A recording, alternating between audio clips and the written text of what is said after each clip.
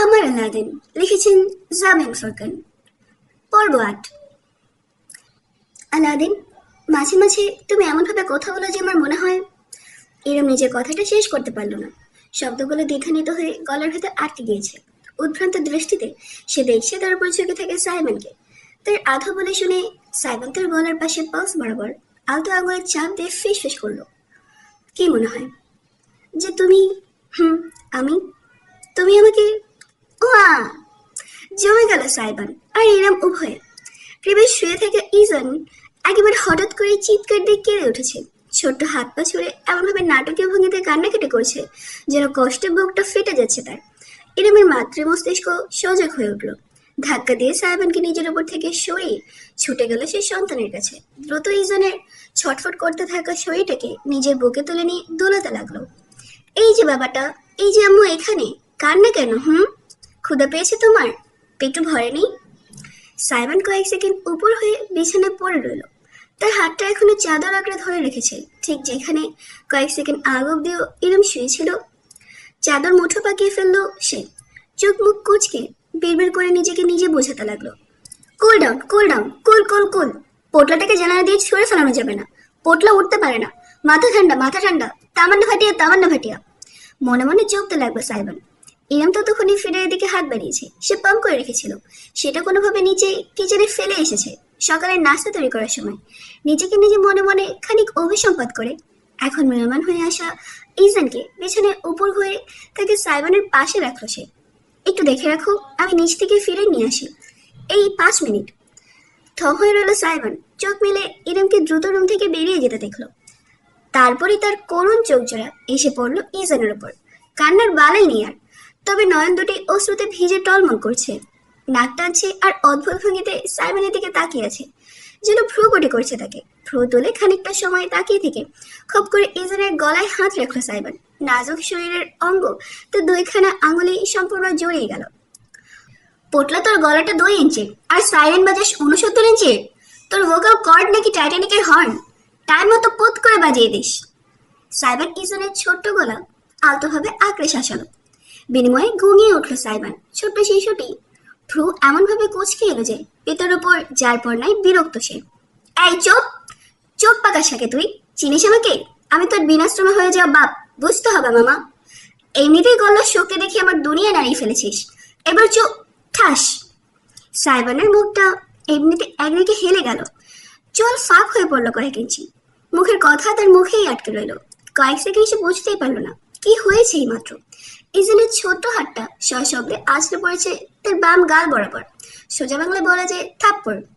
সাইবান চোখে অফুরন্ত অবিশ্বাস নিয়ে তাকাতে না তাকাতেই চোখ মুখ কুচকে এবার ছোট্ট পা তুলে পেটের থুতনি বরাবর লাথি ছুঁড়ে ইজন লাফিয়ে উঠল। ওই বা, you little piece of shit! আর্তনাদ করে উঠল সাইবান। ইজনের ছোট্ট 2 হাত বিছানার সঙ্গে চেপে ধরল। বিপরীতে নিজের পা দুখানা তুলে দমাদম ছুটতে আরম্ভ করলো ইজন। সে লাথি তার বাবার মুখে পড়ছে কি বুকে, দেখার কোনো সময় নেই তার। আ আ আওই! নাটকবাজ, ধরিবাজ, চালবাজ, এক চটকনে মরি ভাজ। এই যেমন এসে পড়েছে পুচুকু। পিতা পুত্রের টি-20-র মাঝে রুমে প্রবেশ করে জমে গেল ইরাম। বিছানার উপর বসে আছে সাইবার, 2 হাত তোলা উপরের দিকে। সেখানে ঝুলছে ইজন।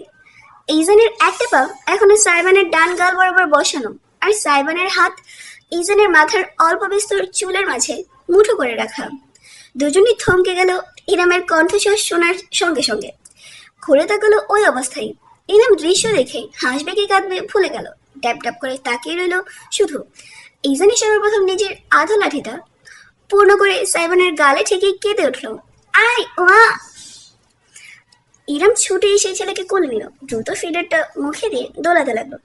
ইজন শান্ত হয়ে এলো তৎক্ষণাৎ। চুপচুপ করে ভদ্রবাচ্চাটি হয়ে খাবারে মনোযোগ দিল। তখন নিজের গাল চেপে ধরে রাখা সাইবান হাঁপাতে হাঁপাতে বলে উঠল, কি সাংঘাতিক! চেঙ্গিস খান নামটা ওয়েস্ট না হলে এই পোটলাকে দেওয়া অতি জরুরি ছিল। শালা একটা ডিক্টেটর। এতক্ষণ না হাসলো, এবারের হাসি রুখতে পারলো না ইরম। হাসতে হাসতে বলল, তোমাদের দুজনকে এক রুমে রেখে দেওয়া আর বাঘেতে কুমিরে এক ঘাটে জল খাওয়া একই ব্যাপার দেখছি। সাইমনের কিছু বলল না। এক হাতে নিজের মুখ খুঁজতে খুঁজতে অপলক নয়নে চেয়ে থাকলো ইরমের অকৃত্রিম হাসির দিকে। কয়েক ঘন্টা পর দুপুর হয়ে এসেছে প্রায়। সাইমন খাওয়া গোসল সেরে তৈরি হয়ে নিচ্ছি বেরোবার উদ্দেশ্যে। গাড়িতেই যাবে যেহেতু। একটা ক্যাজুয়াল টি শার্ট আর ঢোলা ট্রাউজার পরেছে সে। ডাফেল ব্যাগ শেষবারের মতন দেখে নিচ্ছে সব ঠিকঠাক আছে কিনা। এমন সময় রুমে এলো ইনাম, হাতে সামিয়া থেকে নিয়ে আসা ল্যাপটপ। ইজান সকালের পর আবার ঘুমিয়েছে 1 ঘন্টা আগে। ধীর পায়ে প্রবেশ করে নাইট স্ট্যান্ডে ল্যাপটপ রেখে ইনাম ব্যস্ত সাইবানকে দেখলো। কাজের সময় ছেলেটার মনোযোগ একেবারে অনন্য ধরনের। কিছুক্ষণ ইতস্তত করলো রমণী, তার কিছু টাকা দরকার, হাত একেবারেই ফাঁকা। উপরন্ত সে সিদ্ধান্ত নিয়েছে আগামীকাল সুগন্ধার সাথে বাইরে গিয়ে কম্পিউটার কোর্সে ভর্তি হয়ে আসবে। সাইবান যেহেতু চলে যাচ্ছে তার সাথে আর কথা বলার সুযোগ হবে না, কিন্তু টাকার ব্যাপারটা তুলতেও কেমন যেন লাগছে তার কাছে। স্যামের কাছে এই কারণেই চাইতে পারেনি, এমনিতেই তার জন্য অনেক করেছে এই বাড়ির মানুষগুলো। দেড়মহারের টাকাটাও সামিয়া ইরামের নিজস্ব ব্যাংক অ্যাকাউন্টে রাখার ব্যবস্থা করে দিয়েছে। ওটা নিয়ে ভবিষ্যতে কোনো পরিকল্পনা করবে ভাবছে ইরাম, সেখান থেকেই এখন তুলবে নাকি। অনেক কিছুই ভাবলো সে, শেষমেশ সিদ্ধান্তে উপনীত হলো। সাইবানের পাশে গিয়ে দাঁড়ালো ইরাম। একটা কথা বলার ছিল, ছেড়ে কেসে ফেলুন, আমার তারা আছে। নিজের কাজ করতে করতেই বলল সাইবান। ইরাম খুব বেশি সময় আর নষ্ট করলো না, বলে উঠল, আমার কিছু টাকার দরকার, একটা কম্পিউটার কোর্স করতে চাচ্ছি, শুনেছি 2 মাসের কোর্স ফি 5,000। সাইবানের বার চোখ ঘুরে ইরামের দিকে তাকালো। ভোর তুলতেই তার আইব্রো পিয়ার্সিং জল জল করে উঠল। কিসের কোর্স? আর্টিকেল রাইটিং আর ওয়ার্কশিট ফর ফ্রিল্যান্সিং। ফ্রিল্যান্সিং করবেন সিদ্ধান্ত নিয়েছেন? আপাতত হ্যাঁ। ইরাম প্রায় প্রস্তুতি নিয়েই রেখেছিল যে একটা লম্বা চওড়া বিশ্লেষণ করবেন। কেন এই কাজটা করতে ইচ্ছুক, কিভাবে করবে, মেয়ে বলে কেউ কাজ না দিলেও তাকে লড়াই করে যেতে হবে, কারো আপত্তি থাকলেও তার কিছুই করার নেই, ইত্যাদি ইত্যাদি। তবে সাইবান তেমন কিছুই জিজ্ঞাসা করলো না। ট্রাউজারের পকেট থেকে নিজের ওয়ালেট বের করে যতগুলো নোট ছিল সবগুলো বের করে আনলো। গুনেও দেখলো না কত আছে, সরাসরি ইরামের হাতে ধরিয়ে দিয়ে ওয়ালেট আবার পকেটে ভরে রাখলো। ইরাম অবশ্য গুনে দেখলো 8টা 1,000 টাকার নোট আর 4টা 500 টাকার নোট, মোট 10,000 টাকা। এটা তো অনেক বেশি, তোমার লাগবে না? ওয়ালেট তো পুরো ফাঁকা করে ফেলেছে দেখলাম। আমার কার্ড আছে, ক্যাশ না হলেও চলবে, বলে সাইবান ব্যাগ কাঁধে ঝুলে রুমের দরজার দিকে এগোলো। আমার তো 5,000 টাকা হলেই চলবে, 10,000 কেন দিচ্ছ? ইরামের কণ্ঠস্বরে সাইবান ঘুরে তাকিয়ে বলল, রেখে দিন, পরে কাজে লাগবে। না, লাগলে আবার চাইবো, আপাতত ঋণই করো না, টাকা কষ্ট করে উপার্জন করতে হয়, তোমার বাড়ির উঠানের গাছে ধরে না। ইরম এগোলো, বাকি 5,000 টাকা ফিরিয়ে দিতে গেল সাইবানের হাতে। সঙ্গে সঙ্গে তার হাতটা মুঠো করে চেপে ঝুঁকে এসে বান্দা তেজ চোখে এসে জানালো, you better learn to spend as fast as I earn. থমকে গিয়ে মুখ তুলে তাকালো রমণী। তার চেহারায় সাইবানের তপ্ত নিঃশ্বাস ছুঁয়ে গেল। ঠোঁটে লেগে থাকা হাসিটা দেখে এরম না চাইতো একটা ঢোক গিলতে বাধ্য হলো। সাইবানের হাসিটা তাতে আর একটু বিস্তৃত হলো। ইরামের বাহুবে তার হাতটা উঠে এলো কানের লতিতে। কিছু এলোমেলো চুলের গোছা সযত্নে কানের পেছনে গুঁজে দিল সে। তারপর মুখ নামিয়ে সেই কানের কাছে আবেশ মাখা মৃদু কণ্ঠে বলল, পরের বার থেকে আর আমার কাছে টাকা চাইবেন না। এক্সট্রা ওয়ালেট ক্লোজেটের 2য় ড্রয়ারে রাখা আছে, লক্ষ্মী বইয়ের মতো যা লাগবে নিয়ে খরচ করবেন, মাস শেষে ওটা ভর্তি করে রাখার দায়িত্ব আমার। ইরামের ঠোঁট জোড়া ফাঁক হয়ে রইল, সমাহিত ন্যায় সে চেয়ে রইল সাইবানের দিকে। কেন যেন দৃষ্টি ফেরাতে পারলো না নিজে। সাইবান তার চোখের দিকে তাকালো। তারপর কিভাবে যেন বিদায় জানাতে হয়। ওই এরম মুখ খুললো, কথা শেষ করতে পারলো না। সাইমন তার চিবুকে আঙুল জড়িয়ে মুখটা তুলে কপাল বরাবর নিজের ঠোঁট বসিয়ে দিল। তার ত্বকে মাঝে অস্ফুট স্বরে বলল, খুব জলদি জানাতে ফেরত চলে আসবো। Try not to miss me too much my precious. আর দাঁড়ালো না সাইমন, নিজের উষ্ণতাটুকু কেড়ে নিয়ে উল্টো ঘুরে রুমের বাইরে বেরিয়ে গেল। ইরাম তখন নিজের জায়গায় দাঁড়িয়ে রইল বরফের মতো। অজান্তেই হাতে ধরে রাখা টাকায় তার আঙুলগুলো সজোরে চেপে বসলো। সে ভুলেই গিয়েছিল অনুভূতি কিভাবে অনুভূত হয়, অথচ বহুদিন বাদে আজ তার উষ্ণ কিছু একটা ক্ষণিকের জন্য হারিয়ে ফেলার অনুভূতি কেন হচ্ছে সেটা তার বুঝতার মস্তিষ্ক বুঝতে পারল না। পরদিন গতকাল সিলেটে শো করতে চলে গিয়েছে সাইবান। ইরাম আজ সকাল সকাল তৈরি হয়ে নিয়েছে, একটা হলুদ রঙের কামিজ আর সালোয়ার, ওড়নাটা পরিপাটি করে কাঁধের দুপাশে তুলে রাখা, চুলগুলো বিনুনি পাকিয়ে নিয়েছে। ইজানকে নিয়ে বেরোবে আজ, কারণ সামিয়া সারিকা কেউ বাড়িতে থাকবে না, সুগন্ধাও তার সাথেই যাচ্ছে। সেহেতু রেখে যাওয়ার প্রশ্নই আসে না। নাস্তা তৈরি হচ্ছে কি জানে, ইরাম কিছুক্ষণ আগে সাহায্য করে এসেছে সুগন্ধাকে। মেয়েটা এখন গরম করে নিচ্ছে সবকিছু। কেউ এখনো নাস্তার টেবিলে আসেনি। সময়টা ব্যবহার করার কথা ভাবলো ইরাম, ল্যাপটপ নিয়ে বসে গেল। গতকাল থেকে একটা বিশেষ কাজ করবে বলে ভেবে রেখেছে, যেটা এতদিন করার কথা মাথায়ও আসেনি। সুগন্ধা থেকে টুকটাক খবর পেয়েছে সে। ইউটিউবে গিয়ে সার্চ দিল অ্যারাবিয়ান ডেইজ। একটা চ্যানেল ভেসে উঠল, মিউজিক সম্পর্কিত সকল ভিডিও, বিভিন্ন আর্টিস্টিক এমভি, সাবস্ক্রাইবার সংখ্যাও 1 লাখের কাছাকাছি প্রায়। একটা বেশ জনপ্রিয় ভিডিও আছে, প্রায় 10 মিলিয়ন ভিউ, 1 বছর আগে আপলোড করা হয়েছে। এই ভিডিওটা দেখলো, ভাইরাল একটা গান, গত বছর টিভি চ্যানেলে আর এদিক সেদিক বেশ শোনা হয়েছে। মেট্রো রেলে শুট করা হয়েছে বেশ অ্যাস্থেটিক কায়দায়। ভিডিওটিতে দেখানো ভবঘুরে টাইপের ভ্রমণ পিপাসু এক ছেলে, সেখানে অভিনয় করেছে সাইবার নিজে। একটি তরুণী মেয়েও রয়েছে। তারুণের প্রেম কাহিনী ধরনের মিউজিক ভিডিও এবং ডিসক্রিপশনে গেল, সেখানে সিঙ্গার, প্রোডাকশন ইত্যাদি ক্রেডিটের সঙ্গে লেখা music composer DJ Aladdin. Simon composer হিসেবেও কাজ করে, এটা জানা ছিল না ইরামের। সুগন্ধার গুপ্ত তথ্য অনুযায়ী তার ইনস্টাগ্রামও আছে। গুগল থেকে সেখানেও ঠোক লইল, প্রোফাইল বের করে তার চোখ কপাল উঠে গেল। 5 লাখ ফলোয়ার সংখ্যা, বেশিরভাগ তার বিভিন্ন শো এবং কম্পোজিং এর পোস্ট। হুট করে দেখলে মনে হয় না, কিন্তু সাইবার নিজের কাজ নিয়ে বেশ ভালো এগিয়েছে। স্ক্রল করতে করতে প্রায় 7-8 মাসের আগেরকার একটি পোস্টে চোখ আটকে গেল এরম। তেমন কিছু না, স্রেফ একটা ছবি, কিন্তু স্রেফ একটা ছবি যেন রমণের বুকের ভেতর আগুন জ্বালিয়ে দিল। জিমে তোলা একটা মিরর পিকচার, সাইবানের পরনে কোনো শার্ট নেই, উদাম শরীর, শুধু একটা ঠোলা কালো ট্রাউজার পরে। পেটানো শরীর আবছা আলো আধারিতে ফুটে উঠেছে, শক্তিশালী মাংসপেশির গড়ন আর উদরের কাঠামো বেশ চোখে লাগছে। ইনাম প্রথমটা লজ্জা পেয়ে গেল, স্ক্রল করে চলে যাচ্ছিল, কিন্তু কিছু কমেন্টে তার মনোযোগ আটকে গেল। বেশিরভাগ মেয়েদের comment, look at those breads, aura farming, new daddy in town. এরম হা হয়ে তাকিয়ে রইল। ভাষার আগামাথা কিছু সে বুঝতে পারছে না, যদিও ইংরেজিতে দেখা। তবু ব্রেড কোথায়? ছবির কোথাও তো ব্রেড দেখা যাচ্ছে না। আবার ফার্মিং কোথায় হচ্ছে? সাইবান তো কৃষকটা। আর ড্যাডি? প্রোফাইলে দেখ তরুণীর ছবি। এত বড় ধাড়ি মেয়ে একটা ইয়াং ছেলেকে ডাকে ড্যাডি? এ কোন যুগে এসে পড়লো? বাবা জানে তোমার? আপন মনে বের করলো ইরাম। বহু কষ্টে পাল্টা রিপ্লাই করার ইচ্ছেটা দমন করে নিল। ছবিটার দিকে চেয়ে ভ্রুকুটি করলো সে। এমন একটা ব্যক্তিগত ছবি পাবলিকলি দেওয়ার কি আছে? বিষয়টা যদিও তেমন কিছু নয়, তবে ইরামের কেন যেন রাগ হচ্ছে, সে বুঝতে পারছে না। ঠাস করে ল্যাপটপটা বন্ধ করে বসে রইল সে। কিছুক্ষণ বাদেই নাস্তার টেবিল ভরে উঠল। সামিয়া, সারিকা এবং আহমদ সকলে এসে বসলেন। সামিয়া, সারিকা দুজনেই রেডি। সামিয়া যাবেন হাসপাতালে, সারিকা চেম্বারে। সে পেশায় একজন ডেন্টিস্ট। ভাইয়ের বিয়ে উপলক্ষে বেশ কয়েকদিন ছুটিতে ছিল, এখন আবার কাজ শুরু করেছে। সুগন্ধা আজ নাস্তা বেরিয়ে দিচ্ছে। ইরামকে পুরো দস্তুর বাইরের পোশাকে তৈরি রেখে সামিয়া শুধালেন, কোনো প্ল্যান আছে? ইরাম মাথা দোলালো, জি, কম্পিউটার কোর্সে ভর্তি হব। ওয়াও, বেশ ভালো আইডিয়া। সামিয়া প্রশংসা করলেন। সকলেই রাস্তায় ব্যস্ত। নীরবতার মাঝে একেবারে হঠাৎ করে আহমদ বলে বসলেন, বাড়ি ফেলে এখন বাইরে কাজ করার মতো নাটকটা করে সমাজে যতটুকু মুখ আছে ততটুকুতে চুনকালেই না মাখলেও চলে।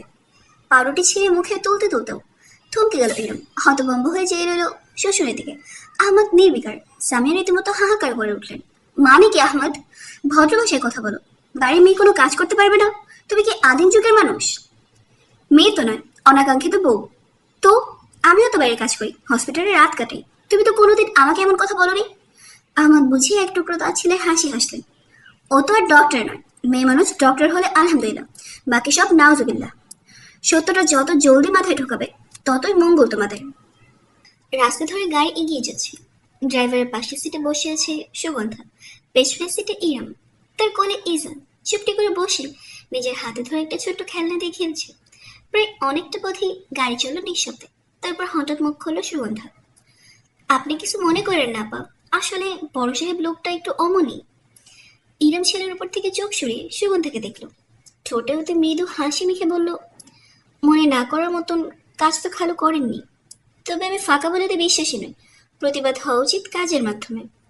পরক্ষণে কথা ঘুরিয়ে ফেলল সে। শুধালো, কিছু মনে করো না সুগন্ধা, খালামণিকে সরাসরি জিজ্ঞেস করতে অস্বস্তি হচ্ছিল বলে তোমায় করছি। বাই এনি চান্স খালুর সঙ্গে কি খালামণির কোনো ঝামেলা হয়েছে? সুগন্ধা প্রশ্ন শুনে চুপ করে রইল কিছুক্ষণ। তারপর লুকিং গ্লাসের দিকে তাকিয়ে ইরামের সঙ্গে দৃষ্টি মিলিয়ে জানালো, আপনি বাড়ির মানুষ, আজকে নইলে কালকে এমনিই জানবেন। সত্যিটা হইল গিয়া আম্মাজান আর বড় সাহেবের সম্পর্কটা গত 2 বছর ধইরা ঢিলা দিয়া চলতেছে। আমি অত বেশি কিছু জানি না, কখনো আগ বাইরে কিছু জিজ্ঞাসাও করতে যাইনি। কিন্তু 1 বছর হইল বড় সাহেব বাড়িতে থাকেন না, আলাদা থাকেন, ব্যবসার কাজে এদিক সেদিক, সেপারেশন টাইপ। কেন কি এত কিছু খাটি নেই। ভাইজান, সারিকা আপাও কখনো এই বিষয় নিয়ে কথা বলতে ইচ্ছুক হয়নি। ব্যাপারটা ধোঁয়াশা। ইরম সব শুনে মাথা দোলালো, পাল্টা প্রশ্ন করলো না। এখন অনেক কিছুই ধরতে পারছে সে। সাইবানের বিয়েতে আহমাদের অনুপস্থিতির কারণ, হঠাৎ তার বাড়িতে ফেরা, আর ফিরেই শত্রুমনো ভাবাপন্ন আচরণ করা। আহমদ উদ্দিন আর সামিয়া মুন্সির সম্পর্কটা জোড়াতালি দিয়ে চলছে। ভেতরে অনেক অজানা কাহিনী এবং কিন্তু থেকে গিয়েছে। দুজনের মাঝে মায়া ভালোবাসা নেই বললেই চলে। আচরণে তেমনটাই প্রকাশ পায়, শুধুমাত্র নামে এখনো স্বামী স্ত্রী তারা। সুগন্ধাকে তার কলেজের সামনে নামিয়ে দিয়ে ইরাম গেল ঠিক পাশের রাস্তায়। গাড়ি থেকে নেমে ছেলেকে সাবধানে কোলে নিয়ে সে আশেপাশে তাকালো। তিনতলা একটা বিল্ডিং, নিচতলা সম্পূর্ণটা কম্পিউটার প্রশিক্ষণ কেন্দ্র। ইজান মায়ের বুকে চুপটি করে শুয়ে আছে। ছেলের মাথায় ছোট একটা চুমু এঁকে পায়ে পায়ে ভেতরে ঢুকলো ইরম। ঢুকতেই রিসেপশনের মতো একটা জায়গা, একজন হিজাব পরিহিত মেয়ে বসে আছেন কম্পিউটারের পেছনে। কিভাবে আপনাকে সাহায্য করতে পারি ম্যাম? ইরম এগিয়ে গেল। আমি ইরম কিবরিয়া। আজ সকালে ফোন করেছিলাম, আপনাদের ফ্রিল্যান্সিং বেসিক কোর্স করতে চাচ্ছিলাম। ও হ্যাঁ, আমার মনে আছে, আমি ফর্ম রেডি করে রেখেছি। ম্যাম, আপনি ফিল আপ করে দিন। মেয়েটা ফর্ম দিল। ইরমকে এক পাশে থাকা সোফায় বসতে ইশারা করলো। রমণী সেখানে বসে ধীরে ধীরে ফর্ম পূরণ করতে লাগলো। পরিবেশটা পছন্দ হয়েছে ইরম। বেসরকারি হয়, একদম শান্ত পরিপাটি স্থান। ভিড়ভাট্টার বালাই নেই, ছোটখাটো একটা স্কুল টাইপের জায়গা। ইরম যখন ফর্ম পূরণ করছে, তখন আশপাশ দিয়ে যাতায়াত করে গুটি কত ছেলে মেয়ে ফিরে ফিরে তার কোলে বসা ইজানকে দেখছে। এক বান্ধবীর দল তো উত্তেজনা সামলাতে না পেরে কাছেই চলে এলো, ইজানকে আদর করে গেল। হাতে চকলেট ধরিয়ে দিল, যেটা অবশ্যই ইজান খেতে না পারলো। প্যাকেট জিভে গজে চুষতে লাগলো। ছেলের কান্না দেখে মুচকি হাসলো ইরম। টাকা জমা দিয়ে কোর্সে ভর্তি হওয়া হয়ে গেলে মেয়েটি বলল, ম্যাম আসুন, আমি আপনাকে আমাদের ক্লাসগুলোর একটা কুইক ট্যুর দিয়ে দিই। তাহলে পরের দিন আপনাকে কিছু খুঁজে পেতে কষ্ট করতে হবে না। ইরম খুশিই হলো। রিসেপশনে অন্য একজনকে রেখে মেয়েটি ইরমকে করিডোর ধরে ভেতরে নিয়ে গেল। আশেপাশে স্কুলের মতন কয়েকটি ক্লাস, প্রত্যেকটি কম্পিউটার এবং টেবিল দিয়ে পূর্ণ। একটা ছোট্ট লাইব্রেরিও আছে, তার সঙ্গে লাগোয়া একটা বিশেষ রুম। এখানে মিটিং, ভাইভা, পরীক্ষা ইত্যাদি কাজ করা হয়। মেয়েটি বাতলে দিল। মোটামুটি চারপাশ ঘুরে দেখানোর পর তারা যখন ফিরে আসছে, তখন ইরাম জিজ্ঞাসা করলো, আর আপু, আমি যে রিকোয়েস্টটা করেছিলাম সেটা?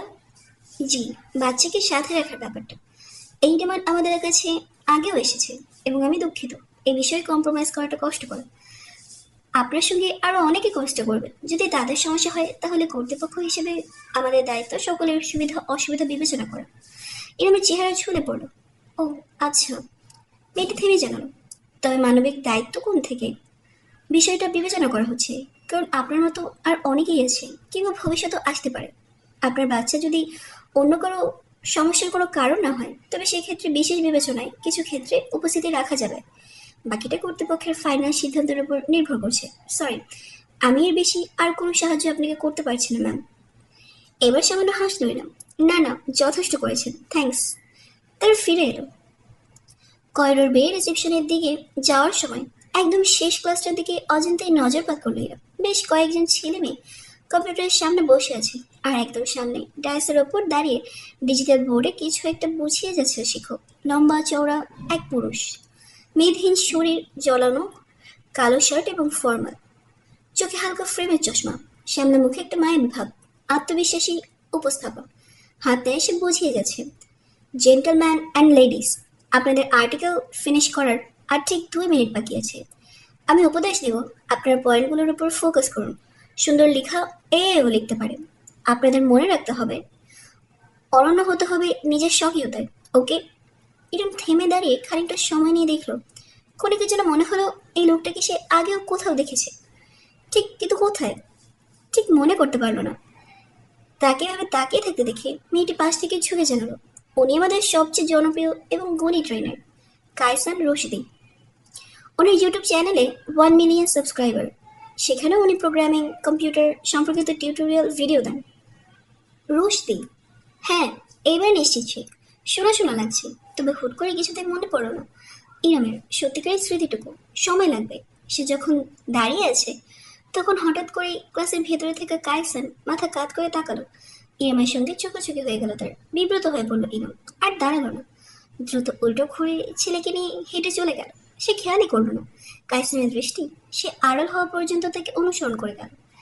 ভর্তির কাজ শেষ হয়ে যাওয়ার পর ইরম বাইরে চলে এলো। সুগন্ধার পরীক্ষা 40 মিনিটে ছিল, এতক্ষণে হয়ে যাওয়ার কথা। গাড়ি নিয়ে এসে যখন সুগন্ধার কলেজের গেটের সামনে অপেক্ষা করছে, তখন অদূরে একটা বাইকের উপস্থিতি লক্ষ্য করলো। তেমন চোখে পড়ার মতন কিছু নয়, ক্লাসিক লাল কালো হোন্ডা। সেখানে বসে আয়েশ করে বাদাম চিবোচ্ছে একটা ছেলে, আরেকটা ছেলে ঠিক পেছনেই দাঁড়িয়ে সিগারেট টানছে। ছেলে দুটোকে কিছুক্ষণ আগে কম্পিউটার প্রশিক্ষণ কেন্দ্রের সামনেও দাঁড়িয়ে থাকতে দেখেছিল এরা। শর্ট টাইম মেমোরি ভীষণ ভালো তার, লং টাইম ভুলে গেল, কাছাকাছি সময়ে ঘটা ঘটনায় ভালোই মনে থাকে। বাইক চোখে লাগার মতন কিছু না, আশেপাশে কালো সবুজ আরো কিছু বাইক আছে। তবে ইরামের কেন যেন মনে হচ্ছে সে যেখানে যেখানে যাচ্ছে এই বাইকটাও ঠিক সেখানে সেখানেই যাচ্ছে। নাকি মনের ভুল, দুটো জায়গায় কাকতালীয় ভাবে হয়তো চলে গিয়েছে তারা দুজনেই। তাতে কি সন্দেহজনক হয়ে গেল? সুগন্ধ চলে আসে, বিষয়টা নিয়ে আর ভাবার সুযোগ হলো না তার। বাড়ির দিকে যাওয়ার সময় বাইকটা ওখানেই থেকে গেল, অনুসরণ করো না বিধায়। এরম নিশ্চিত হলো, সেই বেশি সন্দেহ করছিল। রাত প্রায় 2টা, সাইমনের শো এখন তুঙ্গে। সময় যত বাড়ে তার সঙ্গে পাল্লা দিয়ে বাঁধন হারা হয় মানুষের আত্মা। লাল নীল বাতির ঝলমলে আলোর নিচে কন্ট্রোল প্যানেলে ঝুঁকে বিট ঠিক করছে সাইবার। এক হাতে হেডফোন ধরা, কানের কাছে শরীর দুলে যাচ্ছে তার মিউজিকের সাথে সাথে। ড্যান্স ফ্লোরে তরুণ তরুণী উচ্ছ্বাসে মত্ত। এদের দেখলে মনে হয় না জীবন নিয়ে বিন্দুমাত্র দুশ্চিন্তা আছে কারো। বেশ কতক রমণী তো নাচতে নাচতে একেবারে সাইবানের কাছে ঘেসে এলো। Hey mister DJ, very handsome. Thanks, পাল্টা হেসে উত্তর করলো সাইমন। আরেকজন তো একেবারে গা ঘেঁষে এসে সেলফি তুলে নিয়ে আবেশিত গলায় শুধালো, আজকের শোয়ের পর ফ্রি আছেন? Wanna have a little drink with me later? Simon নিজের বাম হাতটা তুলল, তার অনামিকায় একটা সিলভার আংটি জলজল করে উঠল। যদিও আংটিটা কোনো কারণ ছাড়াই আজ পরা হয়েছিল। সে আঙুল দিয়ে সেদিকে নির্দেশ করে বলল, sorry my lady, I have my own lady to drink with. How cute! আশেপাশে কিছু মেয়ে উৎসাহ দিয়ে চিৎকার করে উঠল, আবার অনেকে মুখ ফুলেও ফেলল। সেভেন অবশ্য কারো দিকে মনোযোগ দিল না। সে মাইক্রোফোনে চেঁচিয়ে উঠল, লেটস গো! তীব্র বিটে কেঁপে কেঁপে উঠতে লাগলো চারপাশ। সবাই উল্লাসে ফেটে পড়ল। মিষ্টি একটা ঘ্রাণে ছেয়ে এলো পরিবেশ। প্রায় ঘেমে গিয়েছে সাইমন, তাই উপর থেকে ব্লেজার খুলে শুধু জ্যাকেট পরে কাজে মনোযোগ দিল। কপালে চুলের গোছা লেপটে আছে তার, চিকচিক করছে আইব্রো পিয়ার্সিং। সকালে যখন মিউজিকের সঙ্গে প্রায় উন্মত্ত হয়ে উঠেছে, তখনই একেবারে হঠাৎ করে কুঞ্জনের শব্দে ছেয়ে গেল চারপাশ। প্রথমটাই কেউই বুঝতে পারলো না কি হয়েছে। ড্যান্স ফ্লোরের মাঝখান বরাবর একটা ছেলে আরেকটির ওপরে চড়াও হয়েছে, নিচে ফেলে খুশি মারছে আধারি খেলায়। বিষয়টা স্পষ্ট নয়। সাইমন ভ্রু কুচকে তাকালো, মিউজিকের ভলিউম কমিয়ে এনে হাত তুলে টিঙ্কে ইশারা করলো। লাল নীল ডিস্কো লাইট নিভিয়ে উজ্জ্বল বাতি জ্বলে উঠলো মুহূর্তেই। সবাই ছড়িয়ে ছিটে গেল, মারামারি হচ্ছে দুজন ছেলের মাঝে। সাইমন একটা দীর্ঘশ্বাস ফেলল। নতুন কিছু নয়, অ্যালকোহলের প্রভাবে হরহামেশাই শোয়ের মাঝে এমন উদ্ভট কাণ্ডের মোকাবেলা তাকে করতে হয়। তুই আমার ওয়ালেট নিয়েছিস? আরে আমার বাপকে চিনিস তুই? তোর মতো 14টা পিসকে কিনে ফেলতে পারবো অনায়াসে, আর আমি কিনা তোর ওয়ালেট নেব? ক্রেজি! তাহলে আমার ওয়ালেট কোথায়, চোর কোথাকার? সিকিউরিটির ভিড় ঠেলে এগোতে এগোতে সাইমন এগিয়ে গেল। একটা মেয়ের গায়ে মক্ষম ধাক্কা লেগেছে দুজনের মারামারির কারণে। মেয়েটাকে ধরে সে আস্তে করে পিছিয়ে নিরাপদ দূরত্বে রেখে দুটো ছেলের মাঝখানে বরাবর দাঁড়ালো। ওকে নাও বয়েজ, স্টপ ইট। দুজনের ব্যাপারে অনেক টাকা, না হলে এখানে ফুর্তি করতে আসতে না। সচিল! ছেলে দুটো থতমত খেয়ে একে অপরের দিকে তাকালো, তারপর সাইমনকে দেখলো। আপনি মাঝখানে বাদ সাচ্ছেন কেন? বিষয় টাকার না, বিষয় হলো বেয়াদবি। ওই শালা, তুই আমার ওয়ালেট নিলে কোন সাহসে? কতবার বলেছি নেইনি? আর শালা বলিস কাকে? মাদার যা, এবার আমিই নিয়েছি তোর ওয়ালেট। কার কি বাছাইবি ছিঁড়ে দেখা দেখি। দুজন দুজনের দিকে আবারও তেড়ে এলো। মাঝখানে সাইমন স্যান্ডউইচ হয়ে গেল। একেবারে যাচ্ছে তো অবস্থা। সিকিউরিটি এসে ঘিরে ফেললো, দুজনকে একে অপরের কাছ থেকে ছাড়তে চেষ্টা করলো। অন্যরা চেঁচিয়ে বলছে, বাইরে বাইরে ফেলান দুটোকে, বদমাইশ! Yes, just throw them out please.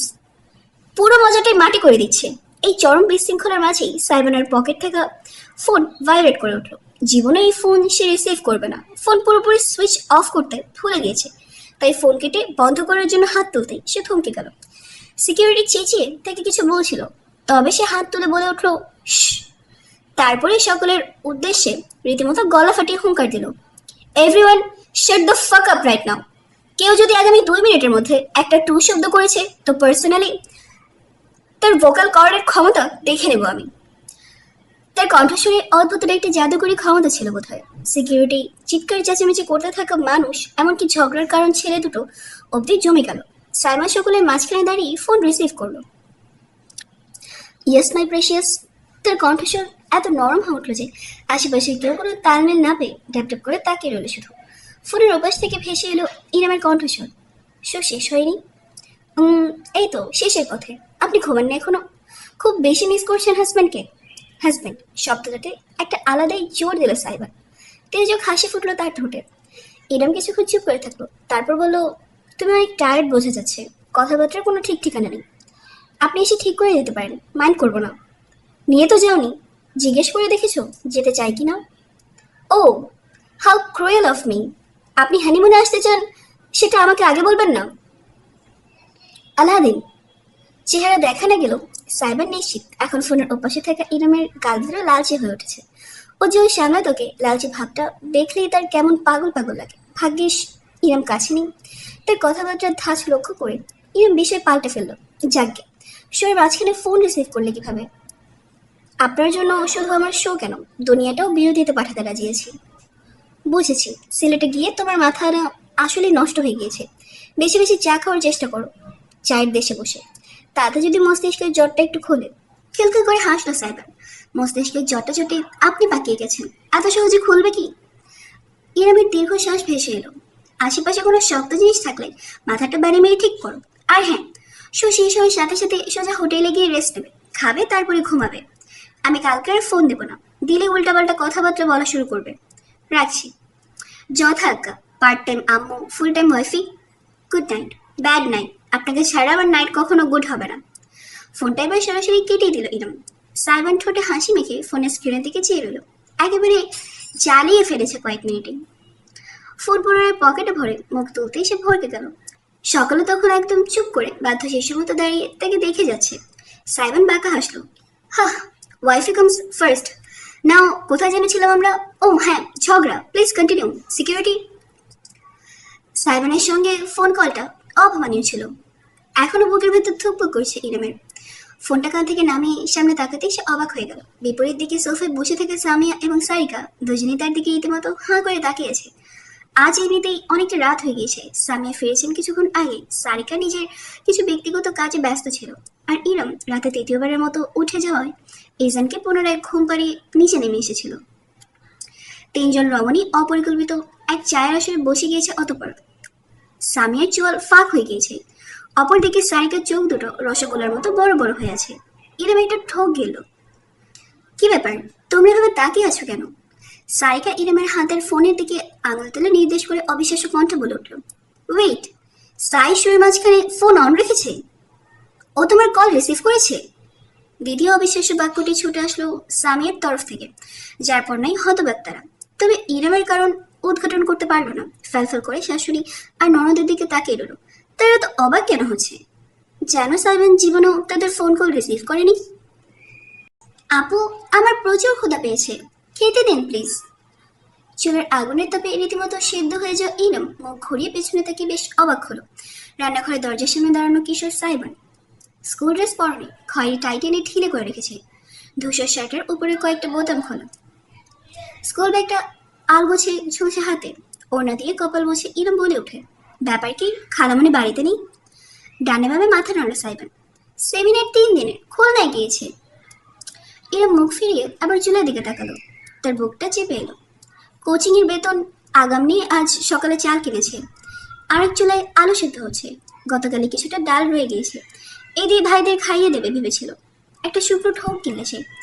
সাইমনকে বলল, তুমি বরং বাড়িতে গিয়ে ভাত খাও ভাই, আপু তোমাকে লেবুর শরবত করে দিচ্ছি। না, কেন? সাইমনের অবুঝ প্রশ্নে ইরাম ওড়না গলায় চেপে আরেক দফায় ঘাম মুছল। না মানে, তোমার বাড়ির খাবার নষ্ট হবে। উফ, বাড়িতে আজ রান্না হবে না, শেষ টাকা দিয়েছে, ও বাইরেই খাচ্ছে বন্ধুদের সাথে রেস্টুরেন্টে। তাহলে তুমিও রেস্টুরেন্টে খাও।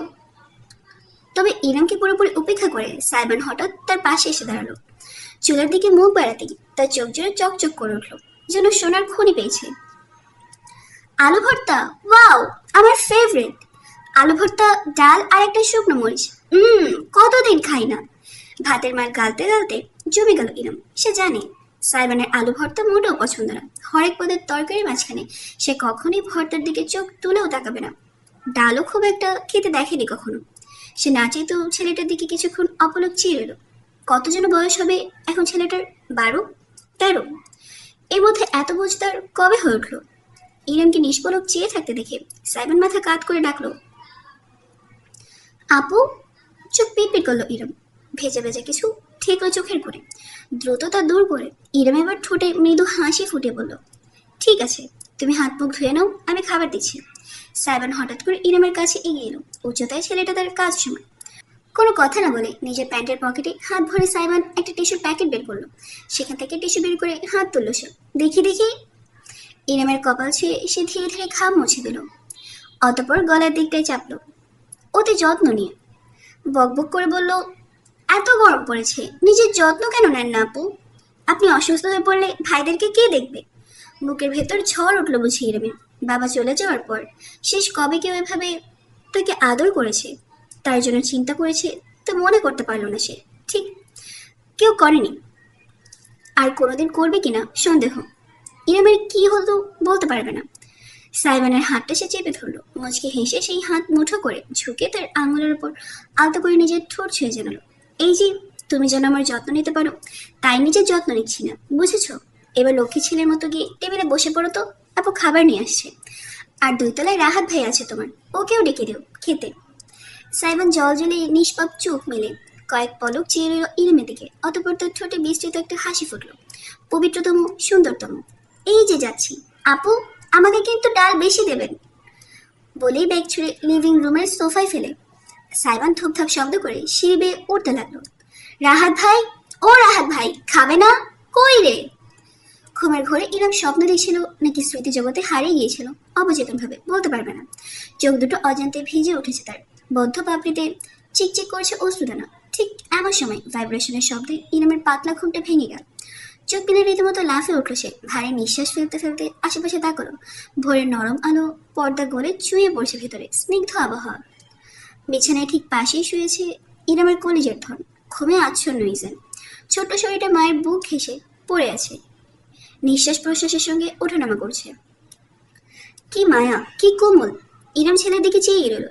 একটি আঙুল ছুঁয়ে ছুঁয়ে দেখতে লাগলো তার ঠোঁট, কপাল, গাল। ছেলে তার মতোই হয়েছে অনেকটা। সৌভাগ্য তার। ছেলের মায়ায় বিভোর ইরমের অস্থির অন্তরটা ধীরে ধীরে শান্ত হয়ে এলো। ভাইব্রেশনের শব্দটা আবার হয়। এবার মুখ ঘুরে নাইট স্ট্যান্ড থেকে নিজের ফোনটা হাতে তুলে নিল ইরম। চোখ কষলে স্ক্রিনের দিকে তাকাতেই তার চক্ষু চড়ক গাছ হওয়ার দশা হলো। হোয়াটসঅ্যাপে মেসেজ এসেছে সাইমনের কাছ থেকে। নামটা ভেসে উঠতেই হঠাৎ করে ইনামের মাত্র অনুভব করে স্মৃতিটুকুর কথা মনে পড়ল। নিদারুণ নিষ্পাপ একটা চেহারা, তাতে খেলা করতো জগতের সবটুকু মায়া, আবেগ, ভালোবাসা। চোখ দুটো ছিল যেন গভীর অনুভূতির আধার। সে যখন হাসতো তখন মনে হতো তার সঙ্গে গোটা জগৎ হেসে উঠেছে। এমন মায়াবী একটা ছেলে কয়েক বছর ব্যবধানে কি আমূল বদলে গিয়েছে। ছোট্ট সাইবানকে ইনাম ভাইয়ের আসনে বসিয়েছিল, কোনোদিন নিজের আর দুটো আপন ভাইয়ের থেকে আলাদা চোখে দেখেনি। হাতে তুলে খাইয়ে দিয়েছে কতবার, কত শত রাত্রিতে হাতে হাত রেখে রাস্তা ধরে হাঁটতে হাঁটতে যাত্রার গল্প করা হয়েছে। ইরামের রূপকথার গল্প ছেলেটা মন দিয়ে শুনতো। আত্মার সঙ্গে আত্মার বন্ধুত্ব যেন। কোনোদিন কাজিন, খালামণি ছেলে এই ধরনের বিষয় তাদের ভাই বোনদের মাঝে কখনোই আসেনি। তারপর একদিন হঠাৎ ঝড়ে সবকিছু বদলে গেল। এতটাই বদলে গেল যে আজকে সাইবানকে কিছুতে সে পুরাতন সাইবানের সঙ্গে মিলে উঠতে পারছে না। যেন দুজন সর্বদাই দুটি ভিন্ন মানুষ। শেষমেশ সকল চিন্তা দূরে হটিয়ে এম সাইবানের পাঠানো মেসেজটা দেখলো। এইটা কি? একটা ছবি। সাইবান হোটেল রুমের মেঝেতে বসে আছে। তার পরনে একটা গোলাপি রঙের স্ট্রবেরি আঁকা প্যান্ট আর হ্যালো কিটি ডিজাইনের জুতো। চোখ পিট করলো এরা। এটা সত্যি সাইবান? মুখটা তো তার স্বামী। কি আশ্চর্য। Good morning. ইরম টেক্সট মেসেজটার দিকে পাক্কা 2 মিনিট যাবত তাকিয়ে থেকেও এর অর্থ উদ্ঘাটন করতে পারল না। পারার দরকার নেই, সে তাকিয়ে আছে পাঠানোর ছবিটার দিকে। ট্যাপ ট্যাপ করে চেয়ে রইল সে পাক্কা 5 মিনিট যাবত। সাইবান কি পাগল হয়ে গেল? সে দ্রুত মোবাইলে টাইপিং করলো, is that Hello Kitty? Oh period bestie. হিরমের চোখ কপালে উঠে গেল। বেস্টি? পিরিয়ড? কিসের পিরিয়ড? ও সৃষ্টিকর্তা! এরমকে ধৈর্য দাও, ধৈর্যের ভান্ডার ঢেলে দাও। তুমি কি বলছো না বলছো আমি কিচ্ছু বুঝতে পারছি না আলাদিন। এসবের মানে কি? তোমার প্যান্টে স্ট্রবেরি কেন? I know it's for real. আই কে কারা? কোথা থেকে এলো এরা? সকাল 6টা 7 বাজে। তোমার ব্রেইন সুস্থ আছে? আহ, 6-7। 6-7 আবার কি? ইরম ঘুম জড়ো চোখে আঙুল ঠেসে ধরলো, আপন মনে বিড়বিড় করলো, হে আল্লাহ, উঠিয়ে নাও, আমাকে নাও, ওই জল্লা ছেলেটার ব্রেন থেকে শয়তানি উঠিয়ে নাও মাবুদ, আমিন। তারপরে সে রেগে মেগে টাইপিং করলো, এক্ষুনি তুমি আমার চোখের সামনে থেকে বিদায় না হলে আমি কিন্তু তোমাকে ব্লক করে দেবো। করুন, আমি এক্সপার্ট ওপেনার, ব্লকও খুলতে পারি, সঙ্গে আপনার অন্তরের দরজাও। ইরম এবার একটু বিজয়ী হাসি হাসলো। অবশেষে স্বাভাবিক ভাষায় ফিরেছে ছেলেটা। যাক, আমি ভেবেছিলাম তুমি গেঞ্জি ভাষা ছাড়া আর কোনো ভাষাই জানো না। গেঞ্জি বলবেন না তো অপমান লাগে। সকাল সকাল স্ট্রবেরি মুখে না দিয়ে প্যান্টে সাজিয়ে কি প্রমাণ করতে চাইছিলেন? এইটাই যে বাকিদের জন্য আমি ঝুঁকি হলো, আপনার জন্য আস্ত একটা পুকি। ইরম আরেক দফায় থামলো, পুকি আবার কি? পুরোপুরি জানা না থাকলো তার কেন যেন একটুখানি লজ্জা লাগলো, সে নিজেও বলতে পারবে না। একটা ঠোক গেলে দ্রুত বিষয়টা পরিবর্তন করলো সে। তা 7 সকালে কি করছো? তুমি তো আবার ব্রেকফাস্ট প্লাস লাঞ্চ ব্রাঞ্চের আগে ঘুম থেকে ওঠো না? উঠেছো যখন নাস্তা করে নাও। ফিরছো কখন? Missing you daddy already. ফালতু কথা বলবে না, কিসের ড্যাডি? তুমি কি আমার আব্বু লাগো? ফিরে আসি, পোটলাকে বোঝাবো কিভাবে ওর আব্বু লাগে আর আপনার daddy. Till then keep missing me. Simon অদ্ভুত একটা ইমোজি পাঠালো, ঠোঁট কামড়ে ধরে রেখেছে এমন। ইরাম টানা 20 সেকেন্ড চেয়ে থেকে শেষমেশ ফোনটা ফেলে মুখে হাত ঘষতে লাগলো। হে আল্লাহ, বিয়েটা যখন আলাদিনের সাথে দিয়েছো তখন আলাদিনের চেরাগটাও দিতে। চেরাগ ঘষে দৈত্যকে বের করে বলতাম, এই বান্দার মাথায় কি চলছে সেটা আমাকে বুঝিয়ে দিতে। পরক্ষণেই আপন মনে খানিক হাসলো ইরাম, কেন তা নিজেও বলতে পারবে না। সকাল ভারী হয়েছে। ইরাম পুরোদস্তুর প্রস্তুত বাইরে যাওয়ার জন্য। আজ বিশেষ গুরুত্বপূর্ণ কাজ আছে তার। আগামী মাসে 1 তারিখ থেকে তার কম্পিউটার কোর্সের ক্লাস শুরু হয়ে যাবে। তার আগে কিছু প্রস্তুতি নেওয়া প্রয়োজন। সামিয়ার ল্যাপটপটা ঠিকঠাক চলে, ফ্রিল্যান্সিং আর অন্যান্য ভারী কাজের জন্য যথাযথ আপডেটেড না সেটি। তাই নিজে বিয়েতে পাওয়া দেড়মোহরের টাকা দিয়ে ভালো দেখে একটা ল্যাপটপ কিনবে ইরম। প্রথমে ব্যাংকে যেতে হবে টাকা তুলতে, তারপর ল্যাপটপের শোরুমে। ইজানকে একটা ঢোলা সুতির ফতুয়া আর প্যান্ট পরিয়ে নিয়ে মাথায় ছোট্ট একটা ক্যাপ দিল ইরম। দেখতে বেশ লাগছে। ঝুঁকে ছেলের মুখে অসংখ্য চুমু আঁকতে আঁকতে সিঁড়ি বেয়ে নেমে এলো সে। আমার বাবাটা কত হ্যান্ডসাম, কুচু পুষো না, উম্মা উম্মা আইয়া। জননীর আদর খেতে খেতে দন্তহীন মারি দেখি কিউ কিউ করে হাসলো ইজান। হাসপাতালের জন্য বের হচ্ছিল সামিয়া। সিঁড়ির গোড়ায় দৃশ্যটি দেখে তিনি অপলক নয়নে চেয়ে রইলেন, মুচকি হাসলেন। বেরোচ্ছ? এরূপ প্রশ্ন শুনে মৃদু হাসলো। জি খালামণি। আমার ছেলেকে বিয়ে করেছো 1 মাস হয়ে গেল, এখনো খালামণি?